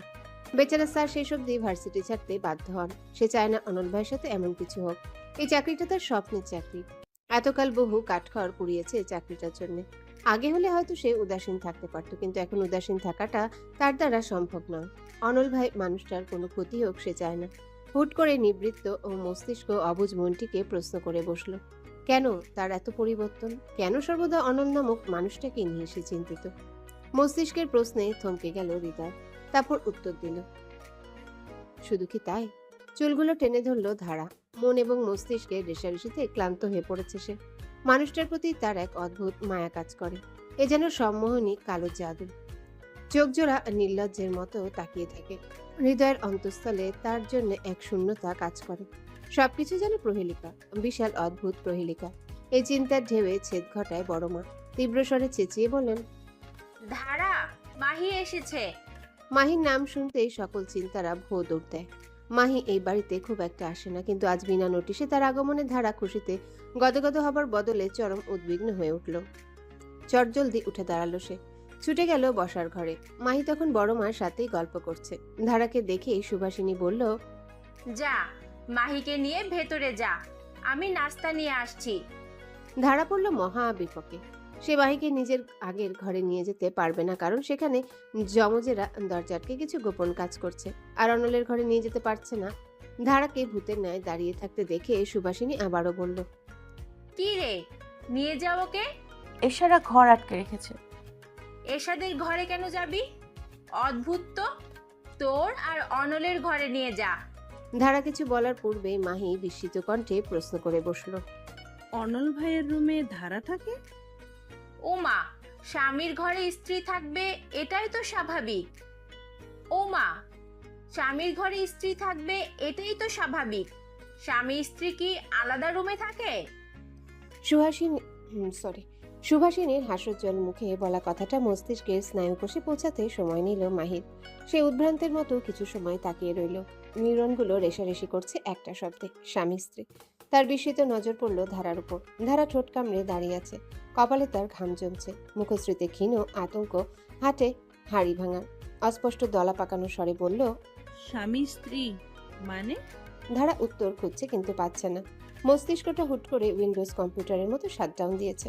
মিথ্যের জটলার মাঝে যেন নিজেই আটকে গেছে। পর মুহূর্তে নিজের অপারগতার উপর ধিক্কার জানালো সে। সাথেই মাহির সাথে বন্ধুত্ব নষ্ট হবার পূর্বাভাস পেল। কিছু বলার আগে সুভাষিনী অতি উৎসাহের সাথে বলে উঠল, হ্যাঁ, অনল এবং ধারার তো বিয়ে হয়েছে। কি রে ধারা, মাহিকে জানাসনি? ধারার উত্তর এলো না। সে মাথা নিচু করে দাঁড়িয়ে আছে। এক এক করে সব মিথ্যে ফাঁস হচ্ছে এবং সে নির্বাক দর্শকের মতো দেখছে। কারণ করার কিছুই নেই। এদিকে মাহির ভেতরটা চুরমার হচ্ছে। সে যেন বারংবার সপ্তম আসমান থেকে পড়ছে, আবার কেউ তাকে তুলে ধরছে এবং সে আবার পড়ছে। মস্তিষ্ক অসাড় হয়ে যাচ্ছে। খুব কষ্টে বলল, কবে বিয়ে হয়েছে ওদের? ফিয়ার বিয়ের দিনই। মাহি মাথা ঘুরে উঠল। প্রায় 1 মাস পূর্বের ঘটনা, অথচ তার প্রাণের বান্ধবী নিপুণভাবে তার থেকে চেপে গেছে। অথচ এই বান্ধবীকে নিজের প্রেম কবুতর বানাতে বসেছিল মাহি। স্ত্রীকে দিয়ে স্বামীর কাছে প্রেমপত্র পাঠাচ্ছিল অজ্ঞাত মানবী। নিজের বোকামির উপর নিজেই লজ্জিত হলো সে। মাহি দাঁড়িয়ে রইল ভূতের মতো। তার মুখে কোনো শব্দ নেই, শুধু স্থির শান্ত দৃষ্টিতে তাকিয়ে রইল নিজের বান্ধবীর দিকে। সুভাষিনী বেগম আজ অতি উৎসাহী। সে প্রফুল্ল কণ্ঠে বলল, তুমি জানো না? এটা তো জানতাম না। দাঁড়াও তো, তুমি বসো, আমি কালো জাম বানিয়ে আনছি। বিয়ের খবর মিষ্টি মুখ করে খেতে হয়। প্রচন্ড লজ্জা, ক্রোধ, অপমানে বিব্রত মাহি আজ দাঁড়াতে পারছে না। ভেতরটা যেন চুরমার হয়ে যাচ্ছে। কোনো মতে বলল, আন্টি লাগবে না, বিয়ের খবরে মিষ্টি মুখ হয়ে গেছে, আর মিষ্টি খাবো না। আর এমনিও আমি মিষ্টি তেমন খাই না। আজ চলি, আমার একটু কাজ আছে। ধারাকে দেখতে এসেছিলাম, দেখা হয়ে গেছে। বলেই হনহন করে বেরিয়ে গেল মাহি। সুভাষিনী বুঝলেন না ঠিক। মেয়েটার আচরণ বেশ বিচিত্র ঠেকলো তার কাছে। অবাক কণ্ঠে বললেন, কি হলো? মেয়েটা চলে গেল কেন? ধারা উত্তর দিল না, বরং ক্রুদ্ধ বান্ধবীর পেছনে ছুটল। আকুল গলায় নাম ধরে বেশ কবার ডাকলো, কিন্তু মাহি তা উপেক্ষা করলো। একটা রিকশায় চেপে নিজ গন্তব্যে চলে গেল। ধারা দাঁড়িয়ে রইল লোহার কেচি গেটে, অসহায়ের ন্যায় মাটির দিকে তাকিয়ে রইল। বান্ধবী হারানোর যন্ত্রণা অনুভূত হলো কিশোরীর মনে। ঘরে ফিরলে সুভাষিনীকে একই জায়গায় দাঁড়িয়ে থাকতে দেখল ধারা। তার লম্বাটে মুখখানা দেখে সুভাষিনী চিন্তিত গলায় বললেন, কি হলো? তোর মুখটা বাংলার পাঁচের মতো লাগছে কেন? আসলে কেউ জানতো না বিয়ের খবরটা, আমি কাউকে বলিনি। ও, ধারার কথায় সুভাষিনী ঠিক কি বুঝলেন জানা নেই, তবে তিনি মুখে হাত দিয়ে কিছু সময় ভাবলেন। তারপর ঠোঁটে হাসি এঁকে বললেন, আরে বান্ধবীরা এমনই হয়, কিছু লুকালেই রেগে যায়। তুই মন খারাপ করিস না, কালকে ভার্সিটি গিয়ে ওকে জড়িয়ে ধরিস, দেখবি ওর মন ভালো হয়ে যাবে, ওর রাগ পড়ে যাবে। তুই বরং রুমে যা, আমি কালো জাম বানিয়ে নিয়ে আসছি। সুভাষিনী রান্নাঘরে চলে গেলেন। ধারা সেখানে দাঁড়িয়ে রইল। দীর্ঘশ্বাস ফেলল সে। বড় মা তো আর জানে না মাহির এই রাগ যে সে রাগ নয়, ভঙ্গুর হৃদয়ের সুপ্ত রাগ। কাটা ঘায়ে নুনের ছিটা দিলে যে রাগের উৎপত্তি হয়, মাহির রাগটা সেই রাগ। শুধু জড়িয়ে ধরলে যদি কমে তবে তো ভালোই, কিন্তু মাহির সাথে বন্ধুত্ব নষ্ট হবার সাথে সাথে আরো একটা সূক্ষ্ম ভয় মনে জন্মালো। বন্ধুমহল যদি জেনে যায় তবে কি হবে? বন্ধুমহল জানা মানে দিগন্ত জানা, দিগন্ত জানা মানে ভার্সিটি জানা, আর ভার্সিটি যদি জেনে যায় তবে কি হবে? নানাবিধ কুচিন্তা ক্ষুদ্র মস্তিষ্কে ঘিরে ধরল। ধারা আর চিন্তা করতে পারল না। নিজ ঘরে যেয়ে ফোন হাতে নিল, ডায়াল করলো মাহির নাম্বারে, কিন্তু ফোনটা কেউ ধরল না। অবহেলায় বাজতে থাকলো মাহির মোবাইল। অনল ফিরল সন্ধ্যার অনেক পরে। জ্যামের মাঝে বসে থেকে অনেক নাজেহাল অবস্থা তার। ঘামে ভিজে গেছে নীল শার্টটা, কপালে সিল্কি চুলগুলো লেপ্টে আছে ভেজার কারণে। আজ দেরি হবার কারণ প্লাবন। বিয়েতে কলেজে তেমন কাউকে দাওয়াত দেয়নি সে, তাই আজ পরিচিত শিক্ষকদের বাহিরে খাইয়েছে। অনলের যাবার ইচ্ছে ছিল না, কিন্তু প্লাবন নাছোড়বান্দা, তাই বাধ্য হয়ে যেতেই হলো। বাসায় এসে দেখলো ডাইনিং টেবিলে বেশ জটলা। কালো জাম বানানোর জন্য মাছির মতো সবাই আক্রমণ করেছে। জামাল সাহেবের দাঁতের অবস্থা খুব খারাপ, সর্বোচ্চ 10 দাঁত গুনে পাওয়া যাবে কিনা সন্দেহ। তবুও সে কালো জাম খাচ্ছেন। রাজ্জাক একেবারে ছোট ছোট করে কেটে দিয়েছেন যেন বাবা তার খেতে পারে। ইলিয়াস তো হাঁটছে আর টুক করে একটা কালো জাম মুখে পড়ে নিচ্ছে। অনল মাকে দেখে বলল, আজ এত আনন্দের কারণ? সুভাষিনী ছেলের মুখখানা ধরে আদর করলেন। তারপর একটা কালো জাম মুখে পুরে দিয়ে বললেন, কারণ ছাড়া আনন্দিত হওয়া যায় না নাকি? অনল উত্তর দিতে পারল না, কারণ মুখ ভর্তি মিষ্টি। এত আনন্দের মাঝেও এসা আশাকে দেখা গেল ফ্রিজের সামনে কান ধরে দাঁড়িয়ে আছে। তাদের মুখ কুচকুচে কালো হয়ে আছে। অনল মিষ্টি খেয়ে রুবিকে জিজ্ঞাসা করলো, এ দুটো কান ধরে দাঁড়িয়ে আছে কেন? শাস্তি দিয়েছি, সায়েন্স প্রজেক্টর নামে আকাম করেছিল, দেখো না কালো বাদরের মতো মুখ করে রেখেছে। এই জন্য শাস্তি, সারাদিন ওই ঘরে কান ধরে দাঁড়িয়ে থাকবে। মানুষ হাঁটবে চলবে আর এই দুটোকে দেখবে, দেখে দেখে হাসবে। তারপরও যদি না শুধরায় একদম বাহিরের দরজার সামনে দাঁড় করে রেখে দেব। রুবির কথার প্রতিবাদ করলো এশা। বিনয়ী স্বরে বলল, সায়েন্স প্রজেক্টই করছিলাম, ফর্মুলার হালকা ঝামেলা হয়ে গেছে। সব পরীক্ষা যে সফল হয় তা তো না, কিছু কিছু পরীক্ষা বিফলে যায়, তবে তো তাদের বিজ্ঞানী বলে। মারবো টেনে এক চর, বিজ্ঞানী হয়েছিস মহারানীরা। রুবির রাম ধমকে দমে গেল এশা। আশাও মাথা নামিয়ে নিল। তারা এখনো কান ধরে দাঁড়িয়ে আছে। অনল মাথা ঘামালো না বেশি। এই দুটো কখনোই শুধরাবে না। সে ক্লান্ত স্বরে বলল, আমার বউ কোথায়? ঘরেই আছে, কত বললাম আসলো না, মন খারাপ হয়তো। সুভাষিনী রান্নাঘর থেকে বলে উঠলেন। অনল কিছু একটা ভাবলো, তারপর পা বাড়ালো নিজ ঘরের দিকে। ঘরে ঢুকে ব্যাগখানা রাখলো অনল। তার জিজ্ঞাসু চোখ পুরো ঘরটি একবার দেখলো। ধারাকে দেখতে পাওয়া যাচ্ছে না। টাওয়েলটা ঘাড়ে নিয়ে সে পা বাড়ালো বারান্দার দিকে। তার আন্দাজ সঠিক। মেঝেতে পা ছড়িয়ে বসে আছেন মহারানী। তার চোখ মোবাইলে আটকে আছে। গোল মুখখানা লম্বাটে দেখাচ্ছে। অনল হাত ভাঁজ করে হেলান দিল দরজায়। ঠ্যাস মারা কণ্ঠে বলল, কিরে ফেলুরানি, এখানে পা ছড়িয়ে কি করছিস? কণ্ঠ কর্ণপাত হতেই ভ্রু কুচকে এলো ধারার। তির্যক দৃষ্টিতে তাকালো অনলের দিকে।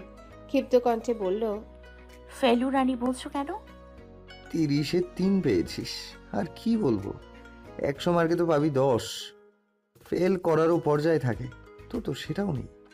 অন্য সময় ধারা তেড়ে আসতো, কিন্তু আজ তা হলো না। উল্টো ঠোঁট উল্টে বলল, মহাকাণ্ড হয়ে গেছে। ভ্রু কুচকে অনল শুধালো। ধারা উঠে দাঁড়িয়ে উদ্বিগ্ন কণ্ঠে বলল, মাহিনা জেনে গেছে আমাদের বিয়ের কথা, রেগে ঘর ছেড়ে চলে গেছে। আমাদের বিয়ের কথা জেনে ওর বাড়ি ছাড়বে কেন? ধুর না, আমাদের বাসায় আসছিল। বড়মা হাটে হাড়ি ভাঙতেই সে রেগে বেরিয়ে গেল। আমি ফোন করছি, ধরছে না। অনল বেশ উদাসীনতার সাথে বলল। তারপর সে ওয়াশরুমে চলে গেল। ধারা অপেক্ষা করছিল অনল হয়তো কোনো প্রতিক্রিয়া দেখাবে, কিন্তু শুধু হতাশাই হাতে পেল। লোকটা একেবারেই নির্বিকার। মিনিট 10 বাদে ওয়াশরুম থেকে বের হলো অনল। পরনে একটা ট্রাউজার আর কালো পোলো শার্ট। আয়নার সামনে দাঁড়িয়ে চুল মুছতে মুছতে তাকালো ধারার দিকে। ধারার প্রতিবিম্ব দেখা যাচ্ছে। সে এখনো চিন্তিত চিত্তে মাহিকেই ফোন দিচ্ছে।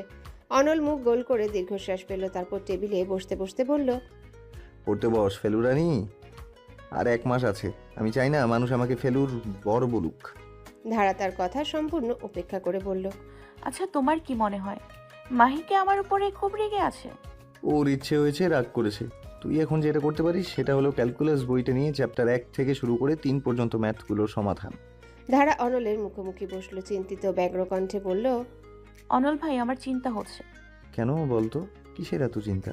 আজিব, ও আমার ফোন ধরছে না। সেই কখন থেকে আমি ওকে ফোন করেই যাচ্ছি। 17 বার ফোন করেছি, ধরেনি। ও আমার বেস্ট ফ্রেন্ড, ও যদি বন্ধুত্ব ভেঙে দেয় তখন? ও, অনলের উদাসীনতায় কিঞ্চিত বিরক্ত হলো। কিছু সময় তির্যক জ্বালাময়ী দৃষ্টি প্রয়োগ করলো, কিন্তু অনলের বিকার হলো না। বিরক্তি ভরা কণ্ঠে বলল, ও ছাড়া তোমার কি কিছু বলার নেই? না থাকলে থাকো, আমার মাথা খেও না। বলেই উঠতে গেলে হাতখানা টেনে ধরল অনল। হ্যাচকা টানে তাকে আগের জায়গায় বসালো। কিছু সময় শান্ত দৃষ্টি বিনিময় হলো তাদের মাঝে। তারপর অনল তার হাত থেকে মোবাইলটা নিয়ে নিল। গম্ভীর কণ্ঠে বলল, তুই একটু বেশি চিন্তা করছিস না? করা উচিত নয়। একেবারেই না। হ্যাঁ, মাহি তোর ঘনিষ্ঠ বান্ধবী, এমন তার আমার প্রতি একটা আবেগ ছিল, কিন্তু আমি তো আবার উত্তরটা জানিয়েছি। আমার মনের উপর কর্তৃত্ব আমার একান্ত নিজস্বের। আমার ওকে প্রত্যাখ্যান করাই তো তোর কোনো দোষ নেই। আমাদের বিয়ের আগেও আমি তার প্রেমপত্র ফিরিয়ে দিয়েছি। সুতরাং এই ক্ষুদ্র মস্তিষ্কে চাপ দিস না, বরং এটা ভাব ফেলুরানি থেকে কিভাবে ধারা রানীতে ফেরা যায়। আমি তো ভেবেছি তুই 3 পাওয়ার লজ্জায় গা ঢাকা দিয়েছিস। আমাকে হতাশ করলি রে ধারা। শেষমেশ আমার বউ ফেলটু। তাহলে আমার কি করা উচিত? ওই যে বললাম, ক্যালকুলাস। যথা আজ্ঞা মাস্টার মশাই। অনল নিঃশব্দে হাসল। বাঁ হাতটা অজান্তে চলে গেল ধারার গালের কাছে। আলতো হাতে হালকা টেনে দিল সে। সাথে সাথেই জমে গেল ধারা। হৃৎপিণ্ডের রক্তস্রোত যেন বাড়ল। ফ্যালফ্যাল চোখে তাকিয়ে রইল সামনে থাকা মানুষটার দিকে। এই অনুভূতিটির নাম কি? ভালো লাগা, আবেগ নাকি প্রণয়? ক্লাসরুমে ঢুকতেই মাহির দেখা পেল ধারা। আজ একটু তাড়াতাড়ি এসেছে। অনলের ক্লাস না থাকা সত্ত্বেও মানুষটিকে ঠেলে উঠিয়ে সকাল 7টায়, তারপর টেনে হিচড়ে তাকে নিয়ে এসেছে কলেজে। অবশ্যই এতে ধারার দোষ নেই, কারণ নানা ভাইয়ের হুকুম ধারা একা কোথাও যাবে না। গেটের থেকে একটু দূরে বাইক থামতেই বিনা বাক্যে ধারা ছুটল ভার্সিটির দিকে, কারণ এখন মোক্ষম হলো মাহির মুখোমুখি হওয়া। অনল পেছন থেকে ডাকলো, আসতে যা। কিন্তু ধারা তা কানে তুলল না। সে যা ভেবেছে তাই হয়েছে। মাহি আজ তার জন্য কৃষ্ণচূড়া গাছের নিচে অপেক্ষা করেনি, সোজা ক্লাসে এসে পড়েছে। মেয়েটা বড্ড অভিমানী। ধারার ভাষায় প্রচুর সেন্টি খায়। তিল থেকে তাল খসলেই তার মুখ ভার হয়ে যায়। তবে ধারার জানা আছে অভিমান কিভাবে ভাঙানো যায়। সে সোজা যে মাহির পাশে বসে পড়ল। ব্যাগ থেকে একটা ক্যাডবেরি বড় চকলেট বের করলো। চকলেটটা অবশ্য জোরপূর্বক অনলকে দিয়ে কেনানো হয়েছে, কারণ সেটা মাহির পছন্দ। সকাল সকালে চকলেটের জন্য বেচারাকে বেশ কাঠখড় পোড়াতে হয়েছে। কিন্তু বিবাহিত মানুষের গণতন্ত্র একটাই, বউয়ের দাবি। বাঁচো মরো মানতেই হবে। অনলেরও সেটাই করতে হয়েছে। সেই কথা না হয় তোলা থাক। চকলেটটা এগিয়ে গিয়ে মৃদু কণ্ঠে বলল, দোস্ত সরি, আসলে সবকিছু এমনভাবে হয়েছে আমি বুঝতে পারছিলাম না, রাগ করিস না। ধারা ভেবেছিল কাজ হবে, কিন্তু তাকে সম্পূর্ণ ভুল প্রমাণিত করে মাহি উঠে দাঁড়ালো। বিনা বাক্যে নিজের ব্যাগ কাঁধে নিল, গিয়ে বসলো ধারার অতীব অপছন্দের ক্লাসমেট মাধবীর পাশে। ধারা তাকে ডাকতে চাইল, কিন্তু থেমে গেল। মানুষের একটা বাজে প্রবৃত্তি আছে, যে সকল মানুষদের তারা অপছন্দ করে তারা চায় না তাদের পছন্দের মানুষগুলো সেই অপছন্দের মানুষের আশেপাশে থাকুক কিংবা কথাও বলুক। ধারার মাঝে এই প্রবৃত্তিটি যেন একটু মাত্রাতিরিক্তই। ভার্সিটিতে ভর্তিতে হবার পর থেকে মাধবী নামক মেয়েটিকে তার অপছন্দ। সব কিছুতে তার অতিরিক্ত বোঝা ভাব। ধারার মতে মেয়েটি অতিমাত্রায় স্বার্থপর। ভার্সিটির শুরুর দিন থেকে যখন সিনিয়র ভাই বোনেরা র্যাগিং করত, তখন সেই র্যাগিং থেকে বাঁচার জন্য সে নিজ ক্লাসমেটদের নামে কথা লাগাতো। ফলে তার সাথে সিনিয়রদের সখ্যতা হলেও ক্লাসের বাকিদের উপর চলত র্যাগিং। ধারাও সেই র্যাগিংয়ের শিকার। এই মাধবী মেয়েটার জন্য অহেতুক কারণে এক আপুর কাছে বকা খেতে হয়েছিল তার। সেখান থেকে এই মেয়েটাকে অপছন্দ তার। ধারার অপছন্দ বিধায় মাধবীকে বন্ধু মহলেরও অপছন্দ। অথচ আজ সেই মাধবীর সাথেই গিয়ে বসেছে মাহি। ফলে প্রচণ্ড রাগ জমল মনের কোণে। আগুন জ্বলে উঠল তার মস্তিষ্কে। নিজের বান্ধবীর উপেক্ষা হয়তো এতটা কষ্ট দিত না যতটা তার শত্রুর সাথে সখ্যতায় দিচ্ছে। ধারা চেয়েছিল মাহির সাথে সব ঠিকঠাক করে নিবে, কিন্তু মাহির এমন কার্যে সেই ইচ্ছে বর্জন করেছে সে। কঠিন সিদ্ধান্ত নিল সে আর নিজে থেকে মাহির রাগ ভাঙাবে না। তার রাগ করার ইচ্ছে থাকলে করুক। তার আর অনলের বিয়ে তো নিজের ইচ্ছেতে হয়নি, তখন এর পরিস্থিতি অনুকূলে ছিল না, তাই সে মাহিকে কিছুই জানায়নি। অনল ভাইকে মাহি পছন্দ করত, সেখানেও তার কোনো দোষ নেই। অনল ভাই তাকে প্রত্যাখ্যান করেছে, সেখানেও তার দোষ নেই। তবুও ধারা তার রাগ ভাঙাবার চেষ্টা করেছিল, অথচ মাহি কিনা তাকে উপেক্ষা করে তার উপর রাগ দেখিয়ে মাধবীর সাথে বন্ধুত্ব করতে গেছে। যাক, চুলোই যাক সে। ধারার দায় পড়েনি তার রাগ ভাঙানোর। চকলেটটা ব্যাগে পুড়ে ফেলল সে। এদিকে দুজন প্রাণপ্রিয় বান্ধবীকে দুপ্রান্তে বসতে দেখে দিগন্ত, অভিক এবং নীরব প্রচণ্ড অবাক। মাহি এবং ধারা ফেভিকলের আঠার মতো, দুজন যেন দুজন ছাড়া অচল। অথচ একজন দক্ষিণে বসেছে তো অন্যজন বসেছে উত্তরে। দিগন্ত অভিককে ধাক্কা দিয়ে বলল, চুন্নি দুটোর আবার কি হয়েছে? একটাকে টেকনাফে আর একটাকে তেতুলিয়া কেন?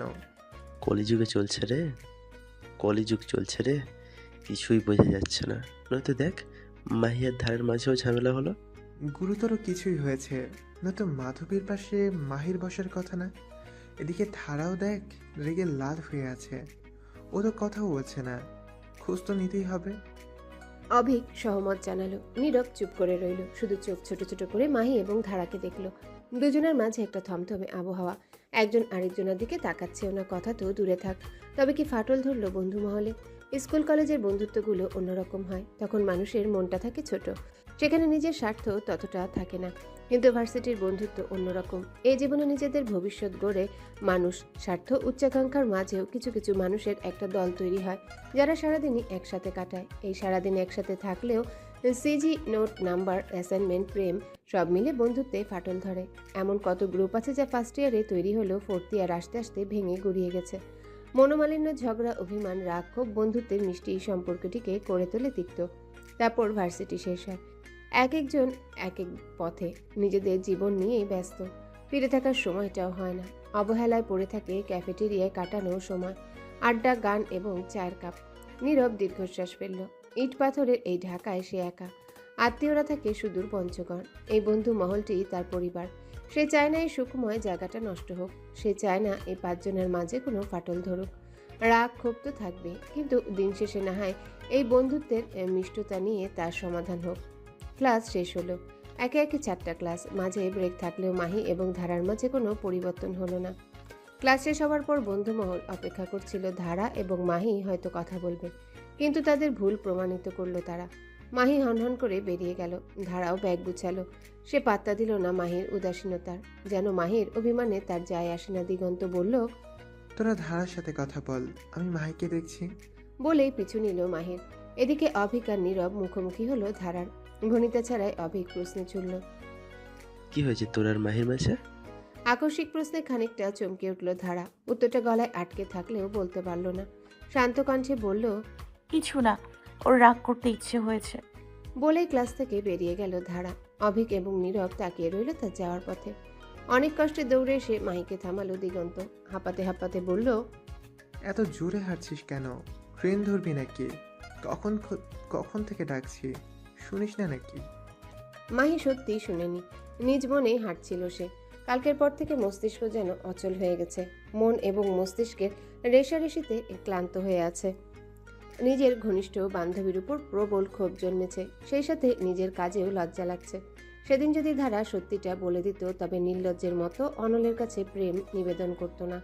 এখন সে বেশ বুঝতে পারছে অনল কেন বলেছিল এক হৃদয়ে 2 নারীর স্থান হয় না, কারণ সে বিবাহিত।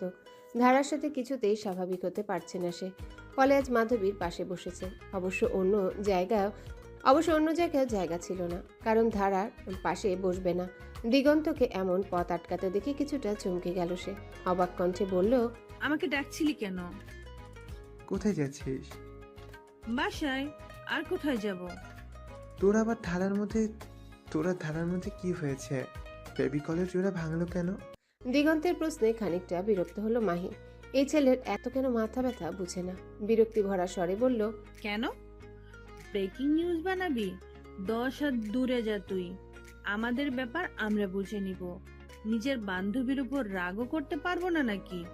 রেগে আছি, খুব হয়েছে, কমলে যে কথা বলবো। তোরা মাথা ঘামাতে হবে না। বাহ বাহ, যার জন্য করি চুরি সেই বলে চোর। আমার চিন্তা হচ্ছিল তাই এসেছি। আর আমার উপর চোটপাট করছিস? কি অদ্ভুত। শোন, আমি ব্রেকিং নিউজ করতে পারি ঠিক, কিন্তু বন্ধুদের খবর আমি পাচার করি না। আমারও একটা নৈতিকতা আছে। দুঃখ ভরাক্রান্ত কণ্ঠে দিগন্ত বলল। মাহি এখনো ভ্রুযুগল কুঞ্চিত করে তার দিকেই তাকিয়ে আছে। ছেলেটা আস্ত নাটকবাজ, শুধু নাটক করে। বুক বাঁকিয়ে বলল, হইছে, থেমে যা। নাটক যত সব। তোর স্বভাব আমার জানা আছে। বিশ্বাস করি না তো? মনে থাকবে। আরেকটা কথা, চুপ করে থাকলে রাগ বাড়ে, তখন সেটা অভিমানে পরিণত হয়। এবং বরং রাগ কমিয়ে নেই। দরকার হলে কয়েকটা গালি দিয়ে নিস, তবুও এতকালের বন্ধুত্বে ফাটল ধরাস না। বলেই হাঁটা দিল দিগন্ত। দিগন্তের কথাটা মস্তিষ্কে গেঁথে গেল মাহির। সত্যিই তো, রাগ মনে পুষে রাখলে অভিমান জন্ম নেয়। রাগ ভাঙা সহজ, অভিমান বড়ই বিচিত্র। ভার্সিটির গেট পেরিয়ে একটু সামনে আসতেই ধারা থমকে গেল। পরন্ত দুপুর, সূর্য মাথার উপর। জ্বালাময় রোদে পিচের রাস্তার উপর থেকেও ধোঁয়া উঠছে যেন। অথচ এই রোদের মধ্যেও একটা দোকানের সামনে বাইকের উপর হেলান দিয়ে দাঁড়িয়ে আছে অনল। তার হাতে একটা পেপসির 250 ml এর বোতল। সে একটু পর পর পেপসি খাচ্ছে আর ঘড়ি দেখছে। অনল ধারাকে নিতে আসবে এটা কল্পনা করেনি সে। আজ অনলের ছুটিও ছিল। ক্লাস নেই বিধায় সে আজ ভার্সিটি যায়নি। ধারা কিছুটা এগিয়ে যেতেই অনল সোজা হয়ে দাঁড়ালো। বাইকে উঠে স্টার্ট দিতে দিতে বলল, তোর আজকে ফাইন হবে। 20 মিনিট রোদে দাঁড়িয়ে আছি। পড়েছে, আমি বলেছি আসতে, এসছো কেন? তুই তো মানুষ ভালো না। কোথায় দাঁড়িয়ে আছি জিজ্ঞেস করবি আমি ঠান্ডা কিছু খাবো কিনা, আমার কষ্ট হয়েছে কিনা। তা নয় মুখে মুখে তর্ক জুড়ে দিচ্ছিস। ধন্য করেছো এসে। এখন প্রিন্স ইউলিয়ামের জন্য কি করতে পারি? তাড়াতাড়ি বাইকে উঠে আমাকে উদ্ধার করতে পারিস। ধারা মুখ বেঁকিয়ে ভেঙালো অনলকে। মনটা ভালো লাগছে না। মাহির উপর চরম রাগ হচ্ছে, অকারণ যদিও তবু হচ্ছে রাগ। তার বেস্ট ফ্রেন্ড কেন এই কুটনি মাধবীর পাশে বসবে? ধারা বাইকে বসতে বসতে বলল, বাড়ি যাব না। তাই ভর দুপুরে কই যাবি? রোদ দেখেছিস? জ্বলছে যেন শরীর। আমি জানি না, তুমি জানো কই যাবা। আমি বাড়ি যাবো না এখন, ব্যাস। অনল মুখ ফুলিয়ে দীর্ঘশ্বাস ফেলল। মাঝে মাঝে মেয়েটাকে মাথায় তুলে আছাড় দিতে ইচ্ছে করে, কিন্তু পারে না। ছোট বিধায় দয়া হয়। আর যদি বাসার হিটলার জানে তার ধারারানীর গায়ে আঁচড় পড়েছে, তাহলে অনলের জীবন দুর্বিষহ। অনেক ভেবে একটা জায়গা পেল, যদিও পকেট গরম নয়, তবুও মনে করে কার্ডটা এনেছিল অনল। বাইক চলতে লাগলো। পিচের রাস্তা ছেড়ে এগিয়ে যাচ্ছে গন্তব্যে। গতি বাড়ার কারণে উষ্ণ বাতাসে উঠছে ধারার অবাধ্য চুল। ধারা মাথা কাত করে ঠেকালো অনলের পিঠে। শক্ত হাতে তার কোমর চেপে বসলো। ধারার উত্তপ্ত নিঃশ্বাস আছড়ে পড়ছে অনলের পিঠে। ঠোঁট বেঁকিয়ে স্মিত হাসলো অনল। এই মেয়েটাকে নিয়ে কি করবে? যত দূরে থাকতে চাই ততই যেন মায়ার তরি তাকে টেনে নিয়ে আছে। বাইক থামলো একটা নদীর তীরে রিসোর্টে। ঢাকা শহর থেকে প্রায় 60 কিলো দূরে। রিসোর্টটা ইকো পার্কের মতো বানানো। বেশ কিছু রুম আছে। রিসোর্ট ঘিরে বিশাল জায়গা।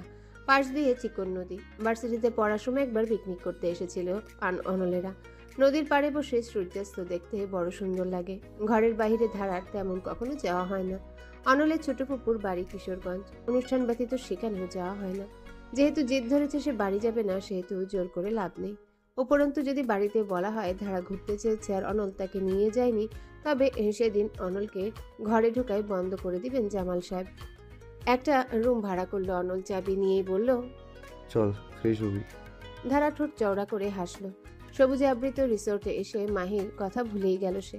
অনলের পিছু পিছু রুমে গেল। বেশ বড় তাদের রুমটি। রুমে ঢুকে জানালা খুলে দিল ধারা। জানালা থেকে পেছনের বয়ে যাওয়া নদী স্পষ্ট দেখা যায়। অনল পকেটে হাত গুজে তাকিয়ে রইল ধারার হাসজ্জ্বল মুখখানার দিকে। তারপর নরম গলায় বলল, মাহির সাথে বনিবনা হয়নি তাই না? অনলের প্রশ্নে নিঃশব্দে মাথা নাড়ল। তারপর রাগান্বিত গলায় বলল, আমি ওর রাগ ভাঙাবো না। আমার উপর চেতে গিয়ে মাধবীর পাশে গিয়ে বসছে। ও মাধবীকে নিয়েই থাক। অনল নিঃশব্দে হাসলো। তারপর কাছে এসে তার মাথার চুল এলোমেলো করে দিয়ে বলল, হিংসুটে বউ আমার। ফ্রেশ হয়ে নে, এখানে হোটেল আছে, ভাত খেয়ে নেব। তারপর রোদ কমলে বের হব। আমি বাসায় জানিয়ে দিচ্ছি। ধারা ঘাড় কাত করে সম্মতি দিয়ে ছুটল বাথরুমে। অনলের মুখে বউটুকু শুনে তার ভেতরটা অস্থির হয়ে উঠল। হৃদয়টা এই বেরিয়ে যাবে। বাথরুমে আয়নার সামনে নিজেকে একবার দেখলো। এই প্রথম একাকিত্বে অনলের সাথে কোথাও ঘুরতে এসেছে সে। মনের মাঝে এক অন্য শিহরণ জাগছে। আয়নায় নিজেকে দেখে বলল, এত লজ্জা পাবার কি আছে? এটা তো অনল ভাই। হ্যাঁ, অনল ভাই। পর মুহূর্তে মন উত্তর দিল, হ্যাঁ অনল ভাই। তাই তো লজ্জাটা বেশি লাগছে। ধারা দুহাত দিয়ে মুখ ঢাকলো। পর মুহূর্তে বলল, তাই তো লজ্জাটা বেশি লাগছে। পরন্ত বিকেল। সূর্য হেলে পড়েছে দিগন্তের সীমানায়।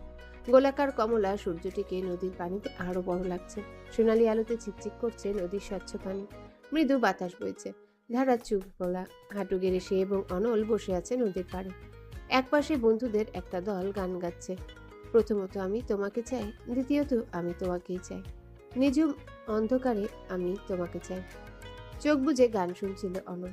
ধারা মুখে হাত দিয়ে অপলক নয়নে তাকিয়ে আছে অনলের দিকে। পরন্ত বিকেলে সূর্যের কিরণে প্রিন্স উইলিয়ামকে যেন আরো সুন্দর লাগছে। হঠাৎ চোখ খুলল অনল। চোখ ছোট ছোট করে প্রশ্ন করল, কি দেখিস? তোমাকে। ধারার তোমাকেটুকু মস্তিষ্কে ধারণ করতে সময় নিল অনলের। মস্তিষ্ক জুড়ে যেন মেয়েটার ঘোর লাগানো স্বর প্রতিধ্বনিত হচ্ছে। ক্ষণিকের জন্য স্তব্ধ হয়ে গেল সে। অপলক দৃষ্টিতে তাকিয়ে রইল ধারার দিকে। পরন্ত বিকেল। পশ্চিমে লাল আভা গাঢ় হচ্ছে। প্রস্তুতি হচ্ছে ব্যস্ত দিনের সমাপ্তি। ঈষৎ লালচে আলো আছড়ে পড়ছে ধারার ঘোর লাগা চোখে। তার দৃষ্টিতে অদ্ভুত মাদকতা। অনল চোখ রাখলো ধারা সেই মাদকতাপূর্ণ চঞ্চল চোখে। দুজনের মাঝে কোনো কথা নেই, শুধুই নীরবতা। সময়টা যেন থেমে গেছে।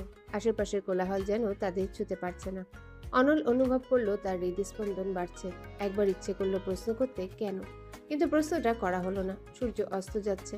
লালচে রঙে নীলাম্বরে ছেয়ে গেছে। পাখিরা যে যার ঘরে ফিরছে। অনল চোখ সরিয়ে নিল। আশেপাশের গান থেমে গেছে। আজানের ধ্বনি শোনা যাচ্ছে। অনল হাঁটু ঝেড়ে উঠে দাঁড়ালো। নরম গলায় বলল, বাসায় যেতে হবে। ধারার ঘোরে পড়ল ছেদ। সম্বিত ফিরল তার।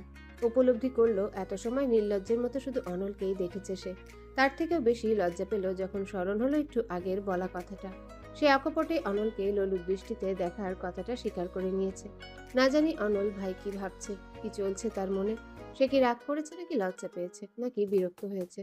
ধারা মাথা নাড়িয়ে সম্মতি জানালো। দিনের আলো মিলিয়ে গেছে, নদীর পাড়ে আধার নেমে গেল এসেছে। এখন বাড়ি ফিরতে হবে। অনল অপেক্ষা করলো না ধারার জন্য। অনলকে চলে যেতে দেখে পিছু নিল ধারা। কিশোরী মনে হাজারো প্রশ্ন উকি দিল। তখনের কথা এবং কাজে কি সে রাগ করেছে?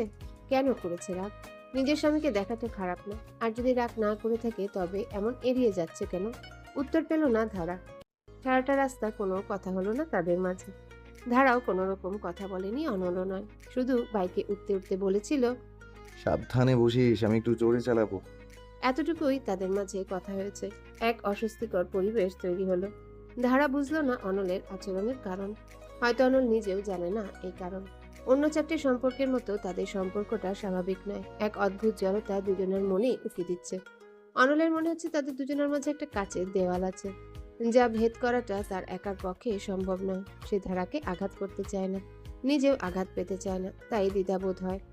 তাদের সম্পর্কের কি আদৌ ভবিষ্যৎ আছে, নাকি এটা শুধুমাত্রই দাদাজানের একটা জেদ হয়ে থেকে যাবে? এই প্রশ্নগুলোর উত্তর অজানাই রয়ে গেছে। তাই নিজে থেকে 2 কদম এগুলো 2 কদম পিছিয়ে আসে সে। ফলে তার অবস্থানটা একই জায়গায় আছে, ধারাও আগায়নি।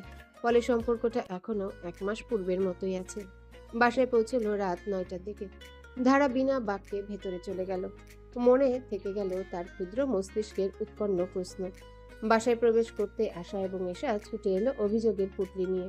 তাদের ছাড়া কেন ঘুরতে যাওয়া হলো? ধারা ক্লান্ত স্বরে বলল, আরেকবার নিয়ে যাব। অনল কারোর সাথে কথা বলল না, সোজা নিজ ঘরে চলে গেল। এসা তীক্ষ্ণ দৃষ্টিতে কিছু সময় তাকিয়ে রইল অনলের যাবার দিকে, তারপর বলে উঠল, অনল ভাইরে কি কুত্তায় কামড়াইছে?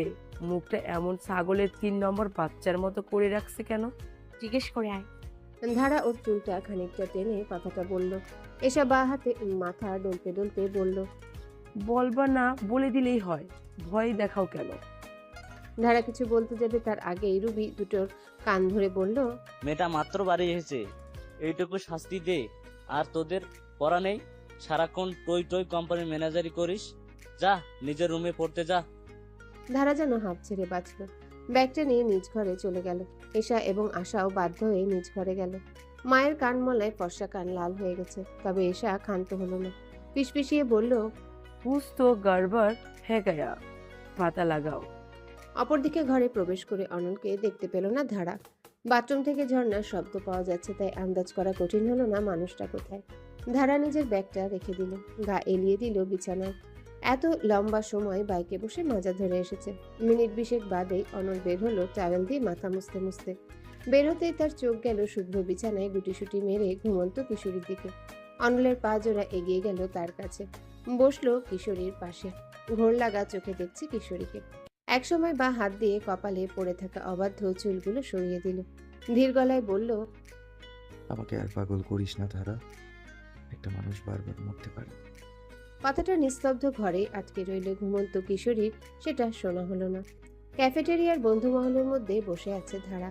শফিক স্যারের লিনিয়ার অ্যালজাব্রা ক্লাস আজ হবে না, তাই বন্ধু মহল জড়ো হয়েছে ক্যাফেটেরিয়ায়। অবসর সময় কিভাবে কাটাতে হয় তা দিগন্ত এবং অভিকের কাছ থেকে শেখা উচিত। তাদের মধ্যে লেবু খাবার প্রতিযোগিতা চলছে। যে হারবে সে অপরজনের বাকি খাতা পরিশোধ করবে। রফিক মামা 10টা কাগজি লেবু কেটে দিতে বলেছেন। অভির বাকি খাতায় জমা হয়েছে 2567 টাকা। দিগন্তের বাকি খাতায় জমেছে 2468 টাকা। যে জিতুক না কেন তার বাকি টাকা পরিশোধ হবে।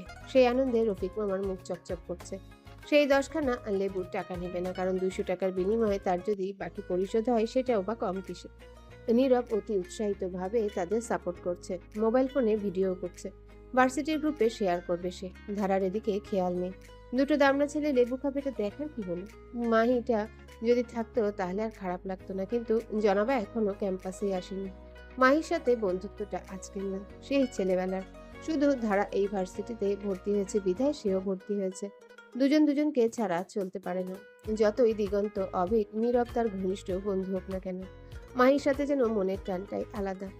এই যদি আজ মাহি থাকতো তবে মনের মাঝে জন্ম নেওয়া নবাগত ঝড়ের কথাগুলো তাকে বলতে পারত। অনল ভাইয়ের প্রতি জন্মানো দুর্বলতাগুলো বলতে পারত, কিন্তু সে তো নেই। রাগ করে মাধবীর সাথে ঘুরছে। ধারা তপ্ত দীর্ঘশ্বাস ফেলল। এদিকে সামনের দুটো বাদরের মুখ টকের কারণে বিকৃত হয়ে গিয়েছে। তবুও হাল ছাড়ছে না। আজ একজনের বাকি পরিশোধ হবে। এর মাঝে টেবিলের সামনে এসে দাঁড়ায় মাহি। গম্ভীর কণ্ঠে বলে, কথা আছে। মাহির কথাটা শুনতেই কিছুটা বিস্মিত হয় ধারা। কিছু সময় প্যালপেলিয়ে তাকিয়ে থাকে। অপরদিকে অভিক এবং দিগন্তে নিজেদের প্রতিযোগিতায় থামিয়ে দেয়। মাহি এবং ধারার ভেতরে বরফ গলছে। আজ 3 দিন পর মাহি ধারার সাথে কথা বলছে। এ যেন আশ্চর্য। ধারা মাথা নাড়িয়ে উঠে দাঁড়ায়। ধারা দাঁড়াতেই মাহি বেরিয়ে যায়। ধারাও পিছু নেয় মাহি। দিগন্ত লেবুর সপ্তম পিস মুখে তুলতে তুলতে বলল, যাক, মাহি চুন্নির সুবুদ্ধি হয়েছে। বিল্ডিং পাশে সিঁড়িতে এসে বসে মাহি। ধারা তার সামনে দাঁড়িয়ে আছে। সে বারবার ব্যাগের ফিতা টানছে। মাহি তীর্যক দৃষ্টিতে তাকে দেখছে, তারপর তীক্ষ্ণ স্বরে বলে, কিছুই বলার নেই তোর? কি বলবো? উল্টো তেজ দেখিয়ে কথাটা বলে ধারা। মাহি ভ্রু কুচকায়। বিরক্তি যেন বাড়ল। কণ্ঠ আরো ঝাঁঝালো করে বলল, বিয়ের কথাটা লুকালি কেন? তুই তো জানতি আমি অনন ভাইকে ভালোবাসি। 29 বার তাকে চিঠি দিয়েছি, আর প্রতিবারই সেটা ব্যর্থ হয়েছে। তুই যদি না লুকাতি সেটা 28 বারই হতো। ন্যাড়ার মতো সরাসরি আমি অনল ভাইকে প্রপোজ করতাম না। সেটা বলার জন্য তো ফোন করেছিলাম। ধরেছিলি যে বসেছিলি মাধবীর পাশে। এখন শুনবি কেন? ধারাও কম নয়। সে তার রাগ অক্ষত রেখে কথাটা বলল। মাহি মুখ ফুলিয়ে নিঃশ্বাস ছাড়ল, তারপর শান্ত গলায় বলল, ক্ষোভ হয়েছিল, অপমানিত লজ্জিত হবার ক্ষোভ। এখন সেটা ঠান্ডা হয়েছে, তাই শুনতে চাচ্ছি। বান্ধবীর উপর একটু ক্ষোভ তো হতেই পারে। ভেবেছিলাম রাগ করলে তুই ভাঙাবি, কিন্তু উল্টে তুই ভাব মারতেছিস। নেহাত হারাতে চাই না এই বন্ধুত্ব, তাই নিজের ক্ষোভের আগুনে পানিটা নিজেই ঢাললাম। যতই হোক, আমার তো আর বান্ধবী নেই। মাহির কথাটা শুনে নিজেকে আটকাতে পারল না ধারা। ছুটে গিয়ে জড়িয়ে ধরল। ভেজা কণ্ঠে বলল, তুই তো আমার ফোন ধরিসনি। জানিস আমি কত ফোন করেছি? তোর জন্য চকলেটও নিয়ে এসেছিলাম, উল্টো তুই মাধুরীর সাথে গিয়ে বসলি। আমারও রাগ হলো, সরি। দুই বান্ধবীর মাঝে জমা অভিমান জলরূপে দুজনার চোখে জমল। কণ্ঠে ভার হলো। মাহিও গলে গেল, ধারাকে জড়িয়ে ধরল। কত সময় তারা কাঁদলো জানা নেই। একটা সময় মন শান্ত হলো। দুজন চোখ মুছল। বান্ধবীদের মাঝে হয়তো অভিমান হবার কোনো যুক্তি থাকে না। ক্ষুদ্র ক্ষুদ্র ব্যাপারে অভিমান হয়। মাহি নাক টেনে বলল, এবার কাহিনী বল। ধারা সবটুকু খুলে বলল। নানা ভাইয়ের অসুস্থতা, তার জেদ, অনল ধারার বিয়ে এবং সেই বিয়ে লুকানোর কারণ। মাহি শান্ত হয়ে শুনল। আসলে পরিস্থিতিটা এমন ছিল যে ধারা চাইলেও কিছুই বলল না। মাহি বিজ্ঞের মতো সব শুনল, তারপর জিজ্ঞাসা করলো, তুই কি ভালোবাসিস অনল ভাইকে? ধারা চুপ করে রইল। নিজের মনটাকে অনেক উথাল পাতাল করলো। মাহি অপেক্ষা করছে উত্তরের। কিছু সময় চুপ করে থেকে ধীর গলায় বলল, ভালোবাসা কি আমি জানি না, তবে এটুকু জানি মানুষকে কেন্দ্র করেই যেন আমার সবকিছু। 13টা বছর যাকে বিরক্ত লাগলো, দু চোখের বিষ ছিল, সেই মানুষটাকেই এখন সারাক্ষণ দেখতে ইচ্ছে করে। তার কঠিন মুখশ্রী, গম্ভীর কণ্ঠ সবই আমার হৃদয়ে গেঁথে আছে।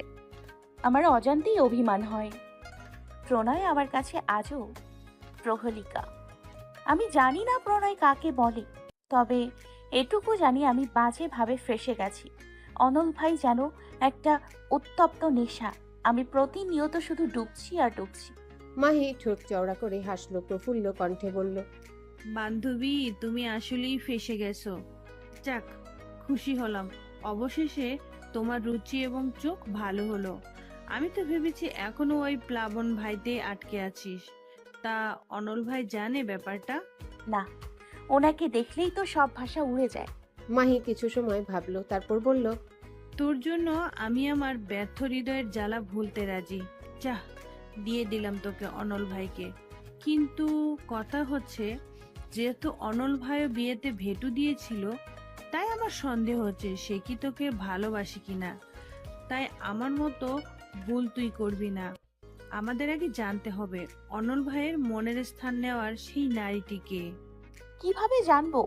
উনি তো উড়িয়ে দেয় কথা, আর আমি এই প্রশ্ন জিজ্ঞেস করলেই ক্যালকুলাস ধরিয়ে বলে অঙ্ক কর। এটাও আমাকেই বলতে হবে? উফ, আমার নারী নক্ষত্র যেমন তুমি জানো, তেমন অনল ভাইয়ের নারী নক্ষত্র জানে তার বন্ধুরা। অনল ভাইয়ের বন্ধুদের থেকে জানবি তার কোনো গার্লফ্রেন্ড ছিল কিনা। সবার রুচি তো আর তোর মতো না। আমি শিওর অনল ভাইয়ের পিছনে মানুষ পাগল ছিল। মাহির কথায় ধারা খানিকটা হতাশ হয়ে পড়ল, মরা কণ্ঠে বলল, যদি সত্যি অন্য কাউকে ভালোবাসে অনল ভাই, কি হবে? তুই আমার বান্ধবী আর নেগেটিভ কথা বলিস কেন? B positive. বিনা যুদ্ধে নাহি দিব সুজাগ্র মেদিনী। মনে রাখবি তুই অনল ভাইয়ের বউ, যদি কেউ থেকেও থাকে তাকে খেদিয়ে জায়গা করে নিবি। মাহির কথায় হেসে দিল ধারা। মনের ভিতর জমা পাথর আজ নেমে গেছে। মনের যখন কথা খুলে বলে আর মনটা হালকা, হয়তো এই জন্য এই মানুষগুলোকে বন্ধু বলে। কেটে গেছে সপ্তাহ। ধারা বায়না করলো বাড়িতে প্লাবন এবং স্মৃতিকে দাওয়াত করবে, সাথে ইকরাম এবং রবিনও আসবে। বড় মা সম্মতি পেল, অনলের প্রশ্নের সম্মুখীন হলো। তীক্ষ্ণ স্বরে বলল, মতলব কি তোর? পারে তাদের বিয়ে খেলে অথচ একটু দাওয়াত করবে না? ছি ছি ছি, কি কিপটে বন্ধু। ধারার যুক্তির কাছে উত্তর পেল না অনল, কিন্তু তার সন্দেহ হলো বেশ। ধারা সুবিধার নয়। যে মেয়ে হলুদের দিন বরের পেট খারাপ করতে পারে, না জানি কি বুদ্ধি আসছে। তাই নিজ দায়িত্বে খাবারের উপর নজর দিল সে। বলা যায় না, দেখা গেল তার ক্ষুদ্র মস্তিষ্কের আবার কোনো ষড়যন্ত্র। অবশেষে শুক্রবার সবাই দুপুরে জমায়েত হলো। আড্ডা গল্পে মুখরিত বাড়ি। জামাল সাহেব রবিনকে দেখে বলল, কিরে, তোমার পাস হইছে? রবিন এই বন্ধু মহলের ফেরু ছাত্র। জামাল সাহেবের কথায় লজ্জা না পেয়ে সরাসরি বলল, আপনার নাতি ছিল, তাই তো এখন খেয়ে পড়ে বেঁচে আছি। খাবার পর ছাদে চায়ের আড্ডা বসলো। স্মৃতির সাথে বেশ সখ্যতা হলো ধারার। আড্ডা জমলো। ভার্সিটির কুকীর্তি সুকীর্তি নানা গল্প উঠলো ধোয়ার সাথে। এর মাঝে অনলের ফোন বাজলো। কথা বললে সে একটু দূরে গেল। সেই ফাঁকে প্রশ্ন করলো ধারা। যে অনল ভাইয়ের গার্লফ্রেন্ড ছিল না? ধারার প্রশ্নে হেসে দিল প্লাবন এবং ইকরাম। হাসি থামিয়ে প্লাবন বলল, কেন চল দাঁড়া, বরে তত নিচে বুঝি? চেতা করো না, তবে বরটি ছিল কষা মানুষ, নিরস, নারীদের বিরোধী। কোনো নারীর ঘা ঘেঁষা দুধে থাক কথাও বলতো না। তাই নিশ্চিত থাকো, তার কোনো মেয়ে গঠিত কেলেঙ্কি নেই। ইকরামও সহমত দিল, কিন্তু এর মাঝে রবিন গম্ভীর মুখে বলল, সব রটনা অনন্যার কথা ভুলে গেলে চলবে না। ফিজিক্সের টপার অনন্যা। রবিনের কথাটা যেন গুড়ি গুড়ি বৃষ্টির আকাশের বিশ্রী বজ্রপাতের মতো ঠেকলো ধারার নিকট। প্লাবনের কথায় যা একটু স্বস্তি পেয়েছিল, সেই স্বস্তিখানে স্থায়ী হলো না। যা একটু শান্তির প্রহর বইছিল হৃদয়ে, সেটুকু একেবারেই নষ্ট করে দিল সামনে থাকা চায়ের মাঝে বিস্কিট ডুবিয়ে খাওয়া মানুষটি। নিজের অনুভূতি লহর কোনো মতে আটকে আনতে আনতা গলায় ধারা বলল, টপার অনন্যাকে? রবিন তখনও বিস্কিট খাচ্ছে। তার উত্তর দেওয়ার আগে ইকরাম মুখ বাঁকিয়ে বলল, ও, আমরা তো জানতামই না। তুমি জানলা কেমনে? ও যা গাদা আজেরা। দাঁড়া, ওর কথা কানে তুলো না। অন্যান্যর সাথে অনলের কিছু ছিল না। নিজেকে কি অন্তিক মাহমুদ ভাবিস? খুব না একেবারে রোস্টার হয়ে গেছিস তোরা, গাধা। অনন্যা যে অনলের জন্য প্রতিদিন রান্না করে আনতো সেবেলা।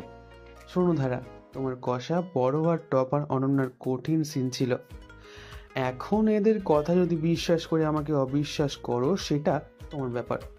ইকরামকে সম্পূর্ণ থামিয়ে নির্লিপ্ত চিত্তে কথাখানা বলল রবিন। ধারা পড়ল মহাবিপদে। বুকের অন্তঃস্থলে সানজিদার মতো ঘূর্ণিঝড় শুরু হয়েছে। ভীষণ মাত্রা তার। হৃদয়ের আঙিনায় সবকিছু উতাল পাতাল করে দিচ্ছে। সেই ঘূর্ণিঝড়ে কিশোরী মনে নব্য ফুটন্ত প্রণয় হারাবার ভয় উকি দিল। নিকষ কালো বিশ্রী ভয়। এত কিছুর মাঝে ধারা আবারও অনুভব করলো সে সত্যিই প্রণয়ের বীজ বুনছে। অনল নামক প্রণয় বীজ। মাহির উপদেশখানা স্মরণ করে বুকে একরাশ সাহস সঞ্চয় করল সে। রবিনের মুখোমুখি হয়ে বলল, করলাম বিশ্বাস। এবার বলেন এই টপার অনন্যাকে? তাহলে শোনো, ভার্সিটিতে আমি অনল আর ইকরাম ছিলাম গণিতের ছাত্র, আর প্লাবন ছিল ফিজিক্সের। প্লাবনের সাথে পরিচয় হয়েছিল অনলের মাধ্যমে। আমাদের চারজনের বন্ধুত্ব বেশ করা হলো। তখন একদিন টপার অনন্যার সাথে পরিচয় করিয়ে দিল প্লাবন। অনন্যা ছিল ফিজিক্স ডিপার্টমেন্টের ফার্স্ট গার্ল। মেয়েটি যেমন গুণে তেমন রূপে। আমাদের ভার্সিটির সব থেকে সুন্দরী নারী ছিল সে। সিনিয়র জুনিয়র ক্লাসমেট সবাই ওর প্রতি ফিদা। তাহলে অনল কি জিনিস? তবুও তোমার বরের আলাদা ঢং। সে প্রথমে অনন্যার সাথে কোনো কথা বলতো না, তবে অনন্যার মনে যে তার প্রতি কিছু একটা আছে সেটা ভালোই বোঝা যেত। অনন্যা অনলের সাথে হেসে কথা বলতো। তার কাছে অহতেও গণিত বুঝতো, সে কারণে তাদের সক্ষতাও একটু বাড়লো। তারপর এলো সেই মুহূর্ত যখন তাদের এই সক্ষতা ভালো লাগে পরিণত হলো। যা বেটা, হচ্ছে তাই। রবিনের এই সুন্দর গোছানো গল্পে ভেটো দিল প্লাবন। বিরক্তিতে তার কপাল কুঁচকে আছে। রবিন উল্টো প্রশ্ন করলো, একটা কথাও কি মিথ্যে ছিল? মিথ্যে ছিল না, তবে যেখানে বলছিস সক্ষতা ভালো লাগায় পরিণত হলো, এমন কিছু হয়নি। হয়তো অন্য ওকে পছন্দ করতো, কিন্তু অনল নয়। প্লাবন ভাই 2 মিনিট একটু থামেন, রবিন ভাই শেষ করেন। ধারা কঠিন আগ্রহ নিয়ে প্লাবনকে থামালো। প্লাবন মুখ ফুলিয়ে দীর্ঘশ্বাস ফেলল। রবিন আবারও নিজেকে শ্রেষ্ঠ গল্পকারে পরিণত করলো। গম্ভীর কণ্ঠে বলল, যা বলেছিলাম, তখন ইন্টারভার্সিটি এক প্রোগ্রাম হলো, কম্পিটিশন বলতেই পারো। সেখানে আমাদের ভার্সিটির থেকে একটা টিম গেল। সেই টিমে ছিল আমাদের অনল, অনন্যা। সেই টিমে ছিল আমাদের অনল, অনন্যা, সিএসসি এর একটা ছেলে আর মাইক্রোবায়োলজির একটা ছেলে। সেই কম্পিটিশনের পর যেন সব বদলে গেল। লাইব্রেরির অনল এবং অনন্যাকে দেখতে যেতে লাগলো। লাইব্রেরিতে অনল এবং অনন্যাকে দেখা যেতে লাগলো। অকারণে অনন্যা আমাদের সাথে আড্ডা দিত। আহা, অনন্যার রান্নার কি স্কিল ছিল! পোস্ত, ইলিশ, বোয়াল মাছের তরকারি, বেগুন ভর্তা, গরুর কালাভুনা অনলের জন্য রান্না করে আনতো, আর সেই উছিলায় আমরা খেতাম। ভার্সিটিতে সবাই জানতো এদের মাঝে কিছু তো চলছে। দুজনই টপার, দুজনই সুন্দর, একেবারে তাহসান মিথিলা। কিন্তু ওই যে নজর, ভালো জুটি টিকে না। তাহসান মিথিলার মতো ওদের জুটিও টিকলো না। ফোর্থ ইয়ারে কিছু একটা তো হলো, দুজন দুজনকে দেখেও অদেখার ভাব দিত। অনলকে কতবার জিজ্ঞেস করলাম, উত্তর দিল না। তারপর সেমিস্টার ফাইনাল শেষ হলো। অনল আমাদের ডিপার্টমেন্ট থেকে ফার্স্ট ক্লাস ফার্স্ট হলো। অনন্যাও ফিজিক্স ডিপার্টমেন্টের ফার্স্ট ক্লাস ফার্স্ট। ভাবলাম এবার হয়তো সব ঠিক হয়ে যাবে, কিন্তু হলো না। অনন্যা পাড়ি দিল অস্ট্রেলিয়ায়, আর সেই সুযোগে প্লাবন হলো টিচার। নয়তো এই প্লাবনের বেলই ছিল না। আহারে, অনন্যার রান্না, ওদেরই ঝামেলা শালা, আমার পেটে লাথি পড়লো। রবিন আফসোসের সাথে দীর্ঘশ্বাস ফেলল। ধারার গোলমুখটা লম্বা থেকে লম্বাটে হচ্ছে। উজ্জ্বল মুখশ্রীতে আষাঢ়ে মেঘ মেদুর জমেছে। অনন্যার বর্ণনায় সে মোটামুটি বুঝে গেছে সে ছিল আদ্যপান্ত কেট মিডলটন। প্রিন্স উইলিয়ামের সাথে যে তাকেই মানায়। ধারার কৃষ্ণ মুখশ্রীটা স্মৃতি চোখে পড়ল। সেই গুমট পরিবেশ হালকা করতে বলে উঠল, রবিনের বাজে কথাগুলো শুনো না। এই যে কাহিনী ছিল, এটা ওর অলস মস্তিষ্কের বানোয়াট ছাড়া কিছু না। হতেই পারে অনন্যার সাথে অনলের খুব ভালো খাতির ছিল, মাঝে মাঝে বন্ধুত্ব গাঢ় হয়, তবে সেই বন্ধুত্বের প্রণয় পরিচিত দিতে হবে এটা তো ঠিক নয়। আর অনল যথেষ্ট স্টেক কাট ছেলে, ওর মাঝে এই লুকোচুরি ব্যাপারটা নেই। যদি অনন্যা ভালোই লাগতো, অন্তত প্লাবন জানতো। হ্যাঁ, আমি তো জানতাম অনল আমার থেকে কিছু লুকায় না। স্মৃতির কথায় যোগদান করলো প্লাবন। ধারা তবুও কেন যেন আশ্বস্ত হতে পারল না। অনলকে সে যতবার জিজ্ঞাসা করেছে সে বিচিত্র হাসি দিয়ে এড়িয়ে গেছে। তাই তার হৃদয়ের কথাটা এখনো যে অজানা। সবার দৃষ্টি তার দিকে বিধায় খানিকটা জোরপূর্বক হাসল সে। নরম গলায় বলল, আরে আমাকে নিয়ে পড়লে কেন? আমি তো জানি রবিন ভাই কেমন গল্প বানায়। ঢপ দেয় তার উপরে কেউ নেই। আমি তো শুধু শুনছিলাম সে কত দূর যেতে পারে। গল্পের সিরিজে অস্ট্রেলিয়ায় চলে যাবে, এটা ভাবিনি। তুমিও আমাকে অবিশ্বাস করলে ধারা। হতাশা মিশ্রিত কণ্ঠে রবিন বলল। ঠিক তখনই আগমন ঘটল অনলের। ভ্রুকুচকে চাপা স্বরে বলল, কে অবিশ্বাস করেছে তোকে? তুমিও আমাকে অবিশ্বাস করলে ধারা, তোর এই স্বার্থপর বন্ধুরা এবং তোর এই পিচ্ছি বউ। কেন? কেন আবার? তোর আর অনন্যার মধ্যে যে সিন ছিল মোটেই বিশ্বাস করতে পারছি না। অনন্যার নাম শুনতে অনলের হাসি মিলিয়ে গেল। প্রসন্ন মুখখানা কঠিন হয়ে উঠল মুহূর্তে। বহু বছর বাদে এই নামটা শুনবে আশা করেনি। ভ্রুজোড়া আরো বেশি কুঞ্চিত হলো, চোখজোড়া ছোট ছোট হয়ে গেল। তীক্ষ্ণ দৃষ্টি প্রয়োগ করলো রবিনের দিকে। রবিন তার দৃষ্টিকে সম্পূর্ণ উপেক্ষা করলো, কারণ অনন্যার নাম উঠলে এই বান্দার মুখের রং পাল্টে যায়। অনল আঙ্গুলে ডগা দিয়ে কপাল ঘষল, তারপর শান্ত কণ্ঠে বলল, অপ্রয়োজনীয় কথা বলাটা তোর অভ্যাসে পরিণত হয়েছে। স্বভাবটা বাদ দে, বয়স তো হচ্ছে, একটু বড় হ। কেন পুরলো বুঝি? রবিন বাঁকা হেসে কথাটা বলল। অনল ঠোঁট চওড়া করে হাসল, দুর্বোধ্য সে হাসি। কেউ না বুঝলেও এই হাসির অর্থ প্লাবন জানে।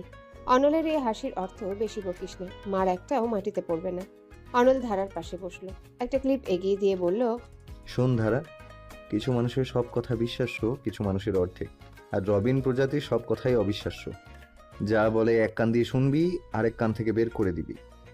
চুল উঠছে তোর, বেঁধে নে। ধারা ক্লিপটা হাতে নিল, খোলা অবাধ্য চুলগুলো খোপায় বাঁধল। ইকরাম থমথমে পরিবেশ হালকা করতে আড্ডার মোড় ঘোরালো। আড্ডা আবারও জমল। অনল তার কঠিন মুখশ্রী স্বাভাবিক করে নিল। সন্ধ্যা চা নাস্তার পর বন্ধুমহল বিদায় নিল। যাবার সময় প্লাবন বরাবরের মতোই ধারার হাতে দুটো ইক্লেয়ার্স ধরিয়ে বলল, রবিনের কথা মাথা থেকে জেনে ফেলো জলধারা। তুমি বরং অনল আমার জীবনে খুব গুরুত্বপূর্ণ মানুষ। আমি চাই তোমার সুখী হও। এখন একসাথে হবে না আলাদা, সেটা সম্পূর্ণ তোমাদের ব্যক্তিগত ব্যাপার। তবে এইসব অটুক চিন্তার জন্য নিজেদের মাঝে দূরত্ব করো না। প্লাবনের কথার মর্মার্থ ভালো করেই বুঝতে পারল ধারা। প্রত্যুত্তরে কেবল হাসলো সে, তবে ক্ষীণ খচখচানিটা যেন রয়েই গেল। হয়তো নিজ সুপ্ত প্রণয়ের মানুষটিকে হারানোর ভয়ই এই খচখচানি। ঘড়ির কাঁটা 10টার ঘরে। ধারাদের বাসায় 9:30টার দিকেই খাবার খাওয়ার প্রথা। জামাল সাহেব তাড়াতাড়ি খান এবং তিনি একা খাওয়া পছন্দ করেন না। বাড়ির প্রতিটি প্রাণীর তার সাথেই বসে খেতে হবে, সেটা তার ক্ষুধা লাগুক আর না লাগুক। যদি তখন না খাওয়া হয় তবে তার খেতে হবে একা, কেউ তার জন্য অপেক্ষা করবে না। এত বছরেও এই প্রথা বদলায়নি, আজও তাই হলো। সবার খাবার ঠিক 9:30টায় শেষ, শুধু অনল বাদে। বন্ধুদের যাবার পর থেকেই বান্দা ল্যাপটপের সামনে বসে আছে। আড্ডার মাঝে ফোন এসেছিল ভার্সিটি থেকে, কিছু গুরুত্বপূর্ণ কাজ করতে হবে তাকে, সেটাই করছে সে। ধারা 2-4 ডেকেছিল কিন্তু বান্দা উত্তর দেয়নি। সে তার ল্যাপটপেই মাথা ঢুকিয়ে রেখেছে। অবশেষে হতাশ হয়ে খেতে চলে গেল ধারা। খাবার শেষে প্লেট হাতে রুমে ঢুকলো ধারা।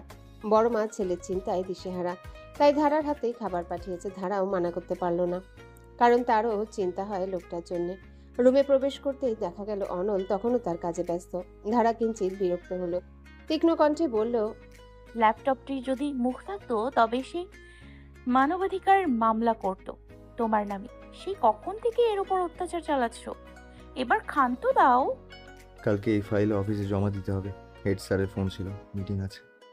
ওসব বুঝি না, খেয়ে নাও, বড় মা খাবার পাঠিয়েছে। খাইয়ে দে। ল্যাপটপ থেকে মাথা না তুলেই নির্বিকারভাবে কথাটা বলল অনল।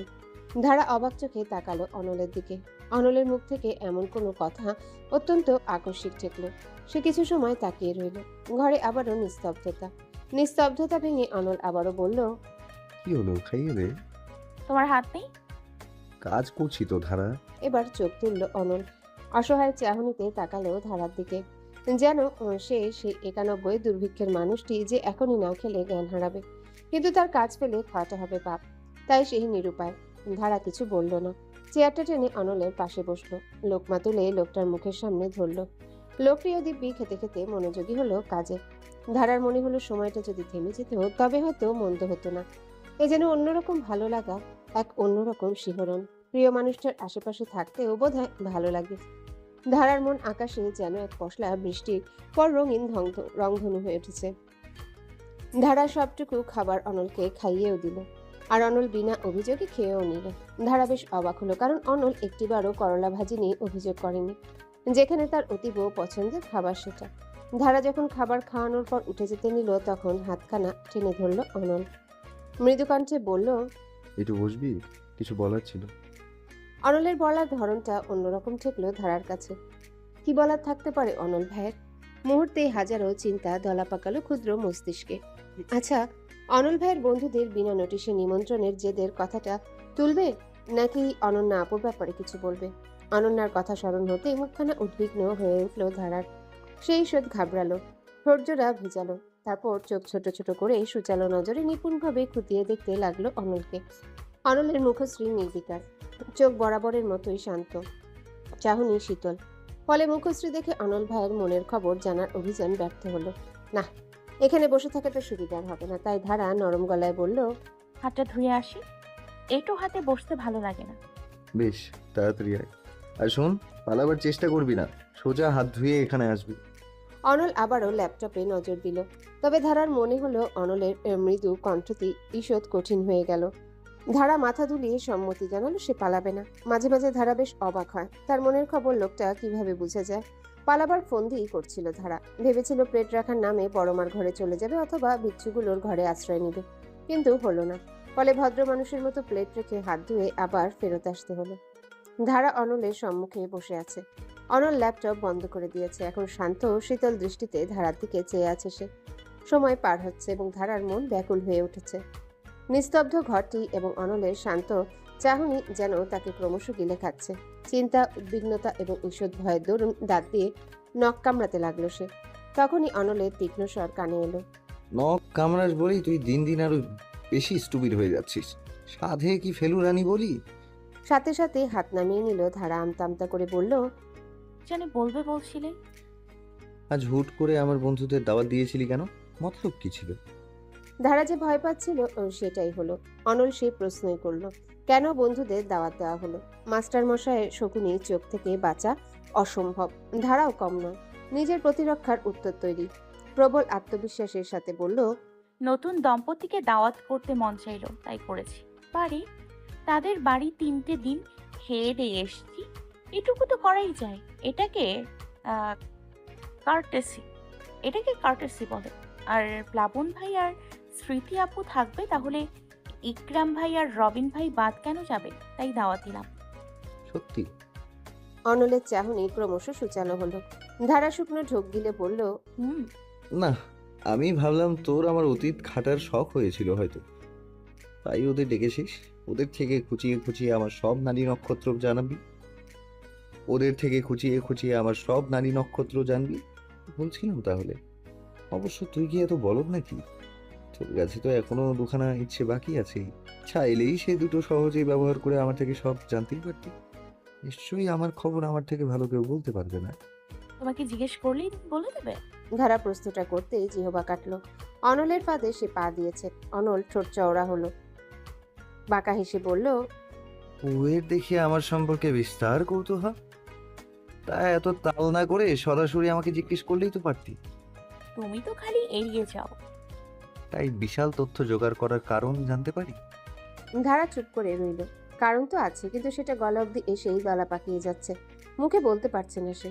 নিজের প্রণয়ের মানুষের বিস্তারিত খোঁজ দেওয়া মোটেও দোষের কিছু নয়, কিন্তু হুট করে এই কথাটা জাহির করা যায় না, যেখানে প্রথম থেকে সেই মানুষটির বিরোধিতা করে এসেছে। ধারা আমতা আমতা করে বলল, রুমমেট সম্পর্কে কৌতূহল হওয়া কি খারাপ কিছু? অনল নিঃশব্দে হাসলো। তারপর ধারার নাকটা একটু টেনে বলল, এত বুদ্ধি নিয়ে ঘুমাস কি করে? যাক, আমার ইহকালে কোনো নারীর সাথে সম্পর্ক ছিল না কোনো। অনন্যা আমার খুবই ভালো বান্ধবী ছিল বটে, কিন্তু সেই বন্ধুত্বটাও আর নেই, কারণ স্বার্থপর মানুষদের আমি পছন্দ করি না। বন্ধুত্বের নামে সে যদি আমাকে ব্যবহার করে, তবে আমি তা তো মেনে নেব না। এই কারণেই শেষ কটা দিন সেই মেয়েটির মুখ দর্শনও করিনি আমি। তাই নিজের ক্ষুদ্র মস্তিষ্কের নষ্ট চিন্তাগুলো ছেড়ে ফেলো ফেলুরানি। অনলের দিকে ফ্যালফ্যাল করে চেয়ে রইল ধারা। পেটের মধ্যে হাজারো প্রজাপতি যেন ডানা মেলেছে। মনের এক কোণায় জমে থাকা খচখাচানিটা নিমিষেই বাষ্পে পরিণত হচ্ছে। মূর্ছা যাওয়া পূর্ণ পুষ্পটি এক পশলা শীতল বৃষ্টির ছোঁয়ায় জীবন্ত হয়ে উঠেছে। অজান্তেই তার ঠোঁটে স্নিগ্ধ হাসি ফুটে উঠল। কিন্তু পর মুহূর্তেই মাহির কথাটা মনে পড়ল ধারার। সন্দিহান কণ্ঠে বলে উঠল, তাহলে মাহিকে কেন বললে? এক হৃদয়ে 2 নারীর স্থান হয় না। তোমার হৃদয়ে স্থান পাওয়া নারীটি কে? তোর কি মনে হয়? ধারার চঞ্চল চোখে চোখ রেখে শীতল কণ্ঠে প্রশ্ন করল অনল। তার চাহনি আরো শান্ত স্থির, ঠোঁটের কোণে বিচিত্র হাসি। ধারা কিছু সময় তাকিয়ে থাকলো অনলের চোখের দিকে, কিন্তু কোনো উত্তর পেল না। প্রশ্নের বিপরীতে প্রশ্ন করাটা যেন একটা বিশ্রী স্বভাব অনলের। এই স্বভাবটা অতীব অপছন্দের ধারার। মুহূর্তে তার ভ্রু কুঞ্চিত হয়ে আসে। চোখে মুখে বিরক্তি ফুটিয়ে হিনহিনিয়ে স্বরে ধারা বলল, আমি কি অন্তর্যামী? না বললে তোমার মনের কথা কিভাবে বুঝবো? আমি তো তোমার মনে বসে নেই। অনলের হাসিটা যেন চওড়া হলো, দুর্বোধ্য সেই হাসি। তারপর উঠে দাঁড়ালো সে। বিছানার বালিশটা ঠিক করতে করতে বলল, ওটা ফাও বলেছিলাম, যেন মাহি আমাকে আর উত্তক্ত না করে। নারী মানে আস্ত ঝামেলা, যত দূরে থাকা যায় ততই মঙ্গল। তারপর শুয়ে পড়ল সে, চোখ বন্ধ করে। প্রায় সাথে সাথে আবারও খুলল, মাথা উঁচিয়ে বলল, তোর 3টে ইচ্ছে ফিট্টুস, আরেকটা আছে, বুঝে শুনে খরচ করিস। একটা কেন, 2টো আছে। সামান্য যোগ বিয়োগেও তুই কাঁচা। সাধে কি ফেলুরানি বলি? সেদিন যে রিসোর্টে নিয়ে গেলাম সেবেলা, ওখানে তো একটা ইচ্ছে শেষ। এটা কিন্তু চিটিং। আন্দোলন কর তাহলে। বলেই কাঁথা টেনে শুয়ে পড়ল অনল। ধারা সেখানেই বসে রইল। কিছু সময় চোখের দৃষ্টিতে ক্রোধানল উগরালো, কিন্তু লাভ হলো না। লোকটা দিব্যি ঘুম। পর মুহূর্তেই শান্ত হলো সে। আনমনে ঠোঁটের কোণায় হাসি ফুটে উঠল। যাক, ময়দান ফাঁকা, এবার শুধু গোল করা বাকি।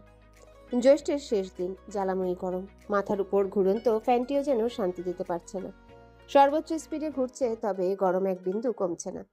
তরতর করে ঘামছে ধারা। সামনে থাকা গরম চাটা যেন পৃথিবীর সবচেয়ে বিষাক্ত জিনিস মনে হচ্ছে, তবুও সে সেটা খাচ্ছে আর খাতায় গণিত কষছে। শনিবার বিধায় ভার্সিটি বন্ধ, তবুও শান্তি দেয়নি প্রিন্স উইলিয়াম। নাস্তা গলা থেকে নামার আগেই গম্ভীর স্বরে বলল, খেয়েই পড়তে বসবি। বড়মা যা একটু প্রতিবাদ করতে চাইলেন, কিন্তু ছেলের তীক্ষ্ণ দৃষ্টির সামনে চুপসে গেলেন। তাই বাধ্য হয়ে মুখ ফুলিয়ে পড়তে বসেছে ধারা। কখন থেকে এক চ্যাপ্টারের ম্যাথই করছে, কিন্তু কিছুই পারছে না। লিনিয়ার অ্যালজাব্রাটা পৃথিবীর সব থেকে বড় শত্রু হয়ে গেছে। যা একটু ফেসবুক ঢু মারবে, সেটাও হলো না। প্রিন্স উইলিয়াম মোবাইল নিজের কাছে নিয়ে রেখেছে। এর মাঝে উপস্থিত হলো এশা এবং আশা। তাদের হাতে হায়ার ম্যাথের বই এবং খাতা। তাদের দেখে ধারার চোখ চকচক করে উঠল। অনল তাদের দেখেই ভ্রু কুচকালো, তীক্ষ্ণ স্বরে বলল, কি চাই? মা পাঠাইছে। বলে 28টা দাঁত বের করে হাসলো, যার অর্থ আমাদের পড়াও। অনল কপাল ঘষল বা হাতের বুড়ো আঙ্গুল দিয়ে। এই দুজনকে পড়ানো মানে মাথার পোকা বের করে দেওয়া। যত দুনিয়ার আজীব প্রশ্ন আছে সব করবে। আপাতত 3টা স্যার হাতে পায়ে ধরে পালিয়েছে। তারা নাকে খড় দিয়ে বলেছে, মরে গেলেও এদের পড়াবে না। ফলে যতবারই ইলিয়াস কোনো নতুন স্যারের খোঁজ পাচ্ছে, তারা প্রথমে জিজ্ঞাসা করছে, এটা কি সেই এশা আশা? ইলিয়াস অবাক কণ্ঠে জিজ্ঞাসা করছে, সেই এসা আসা বলতে? যাদের বাড়ি থেকে শিক্ষক পালায়। ইলিয়াসের বুঝতে বাকি থাকে না, এই মহল্লায় তার মেয়েদের বেশ নাম হয়েছে। সুতরাং তাদের পড়ানোর জন্য মাস্টার পাওয়াটা দুষ্করই নয়, অসম্ভব। ফলে রুবি অনলকে অনুরোধ করেছে যেন মেয়ে দুটো ছুটির দিন পড়াতে। অনল মুখ ফুলিয়ে শ্বাস ছাড়ল, তারপর বলল, মুখ বন্ধ করে ধারার পাশে যেয়ে বসবি। যা করতে বলবো চুপ করে করবি। তুই শব্দ করেছিস তো কান টেনে লম্বা করে দিব। মুখ বন্ধ করলে প্রশ্ন করব কিভাবে? আর প্রশ্ন না করলে শিখবো কিভাবে অনল ভাই? তুমি না মাস্টার, তুমি এটাও জানো না বাচ্চাদের প্রশ্ন করতে হয়, নয়তো ওরা হয় গাধা। কারণ গাধারা প্রশ্ন করে না। এশার সাথে সহমত জানিয়ে আশা বলে উঠল। আশার কথাটা শেষ হলো না, তার পূর্বে অনল বিচ্ছু যমজের কান দুটো টেনে ধরল। তারপর বলল, প্রশ্নের উত্তর পেয়েছিস? আহ লাগছে, সরি। মনে থাকে যেন। বলেই কানটা ছেড়ে দিল অনল। এশা কান ডলতে ডলতে স্বর খাদে নামিয়ে হতাশার সাথে বলল, এই পাষাণ দুনিয়া বরাবরই দুর্বলের উপর সবলের রাজত্ব। আজ আমরা নিরুপায় বলে মায়ের ভয় না থাকলে এই পুঁথিগত বিদ্যার স্যারের কাছে আসতে হতো না। বলেই দীর্ঘশ্বাস ফেলল আশা। অনল তীক্ষ্ণ স্বরে বলল, কিছু বললি? বলেই ভেতরে যেয়ে বসলো তারা। অনল পড়ানো শুরু করলো। আধা ঘন্টা পরই তিনজনের অবস্থা নাজেহাল। কোনো মতে ছুটে পালাতে পারলে হয়তো বেঁচে যেত, কিন্তু লাভ নেই। অনল, তার ভাবমূর্তির পরিবর্তন হলো না। সে নির্বিকার চিত্তে বসে রয়েছে। তার একের পর এক অঙ্ক করতে দিচ্ছে। ধারা অসহায় হয়ে বলল, অনল ভাই ব্রেক দাও, আর মাথায় ঢুকছে না। এরপর বইটাও বলে উঠবে, ছাড় মা, কাইন্দাবাজি। সহমত, আমরা ব্রেক চাই। এই উৎপাদকে বিশ্লেষণের চোটে আমরাই বিশ্লেষিত হয়ে যাব অনল ভাই। তিনজনের ক্রমশ চিৎকারে হাল ছাড়ল অনল। বিরক্ত কণ্ঠে বলল, যা 5 মিনিটের ব্রেক। 5 মিনিট তো এই ঘর থেকে বের হতেই শেষ হয়ে যাব। এশার কথায় তির্যক চাহনি নিক্ষেপ করলো অহন। ফলে তাদের আন্দোলন সেখানেই থেমে গেল। এশা ধারার কানে ফিসফিসিয়ে বলল, এই খাটাসের সাথে থাকো কিভাবে? মাঝে মাঝে নিজেকেও একই প্রশ্ন করি। এর মাঝে কলিং বেলে শব্দ শোনা গেল। এশা তখন ছুটে গেল সদর দরজায়। দরজা খুলতেই অবাক হলো সে। একজন মধ্যবয়স্ক যুবক দাঁড়িয়ে আছে, লম্বা, অনলের কাছাকাছি। শুভ্র তার মুখশ্রী, ঠোঁটে অমায়িক হাসি। পরনে কালো পোলো শার্ট এবং গাঢ় নীল ডেনিম জিন্স। হাতে একখানা দামি টাইটানের ঘড়ি। এশা অবাক কণ্ঠে অপরিচিত যুবককে জিজ্ঞাসা করল, কাকে চাই? এটা কি জামাল চৌধুরীর বাড়ি? জি, আপনি কে? আমার নাম দীপ্ত, আমাকে সেলিম আহমেদ পাঠিয়েছেন। সেলিম আহমেদের নাম শুনতেই পিলে চমকে উঠল এশার। সাথে সাথেই শুভ্র মুখশ্রীতে জমল কৃষ্ণ মেঘমধু। ভ্রুজোড়া কুঞ্চিত হয়ে উঠল। মুখশ্রীতে সুপ্ত ক্ষোভ জমল। হিনহিনে স্বরে বলল, আমরা সেলিম টেলিম কে চিনি না। বলেই দরজা আটকাতে যাবে অমনি ছেলেটা হাত গলিয়ে দিল দরজার ফাঁকে। 5 ইঞ্চি ফাঁকের মাঝে মুখ ঠেকিয়ে বলল, দরজা দিও না, বড্ড বিপদে পড়ে এসেছি। এর মাঝে সুভাষিনীর কণ্ঠ শোনা গেল।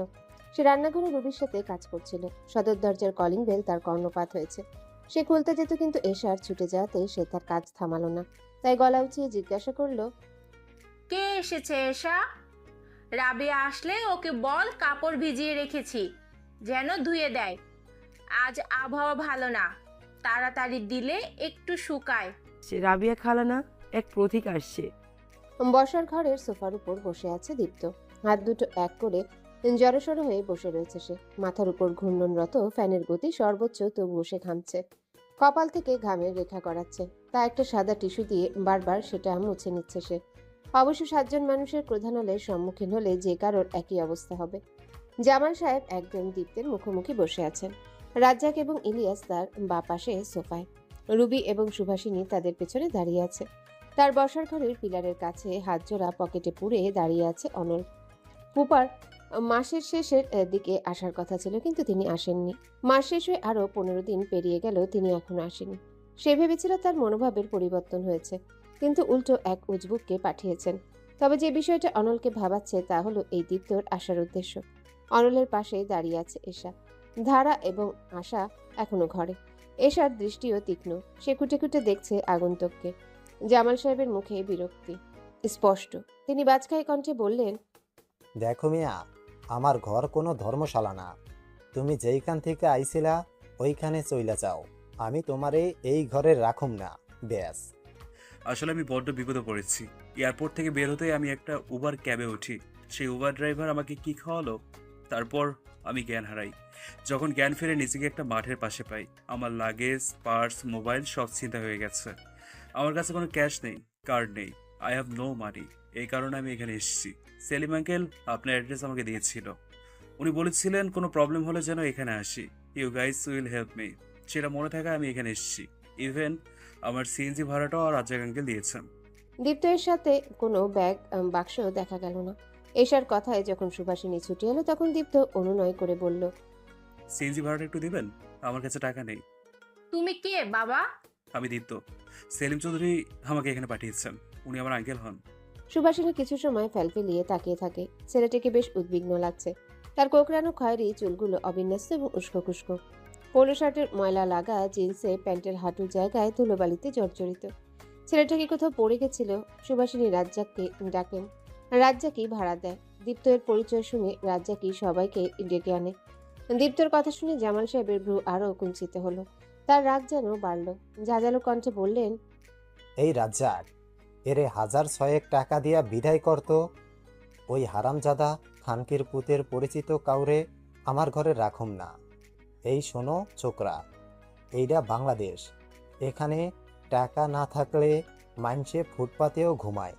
তোমার থাকুনের জায়গার অভাব হইতো না। আমার ঘরে তোমারে আমি রাখুম না, ব্যাস। এইটা আমার কথা। ওই শুয়ারের বাচ্চার না, ওই বজ্জাত বেয়াদবের নামও আমি এই ঘরে শুনতে চাই না। কি হলো রাজ্জাক, তুই বয়ে আসোস কেন?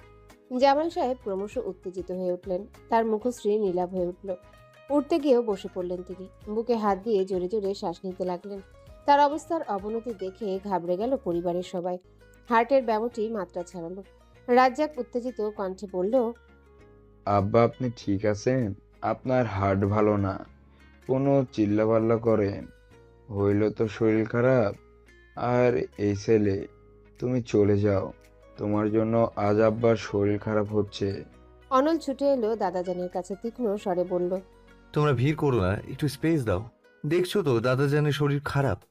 বসার ঘরে চিৎকার চেঁচামেচিতে ভেতর থেকে ছুটে এলো ধারা এবং আশা। জামাল সাহেবের অবস্থা দেখেই ঘাবড়ে গেল তারা। সুভাষিনী ছুটল পানি আনতে। ইলিয়াস দিশেহারার মতো ডাক্তারকে ফোন করতে লাগলো। এর মাঝে দীপ্ত বলে উঠল, I M a doctor of cardiology. Can I help? আমরা চাইছি হেল্প। ইংলিশ নিজের কাছে রাখো, রাস্তা মাপতো বাপু। চাচু, উনি ডাক্তার, এখন এমার্জেন্সি। যদি হেল্প করতে পারে তো আমাদের জন্য সুবিধা। দাদাজানের অবস্থা ভালো না। এদিকে জামাল সাহেবের ব্যথা ক্রমশ বাড়ছে। তার দৃষ্টি ক্ষীণ হয়ে আসছে। অসহনীয় ব্যথায় পাগল প্রায় হয়ে উঠছেন বৃদ্ধ মানুষটি। দীপ্ত দেরি করল না, ব্যগ্র কণ্ঠে বলল, ওনার মেডিকেটে দেবেন? এশা ছুটল ভেতরে, ওষুধের বাক্স নিয়ে হাতে ধরালো দীপ্তের। দীপ্ত কিছু ওষুধ বের করে বৃদ্ধ মানুষটিকে খাইয়ে দিল, তারপর বলল, ওনার রেস্ট দরকার, রেস্ট নিলে ব্যথা কমে যাবে। অনল দাদাজানকে কোনো মতে পাজাকোলা করে তার ঘরে নিয়ে শুইয়ে দিল। দাদাজান কিছুটা ক্ষান্ত হলেন। অনল ফুল ফুলিয়ে উত্তপ্ত শ্বাস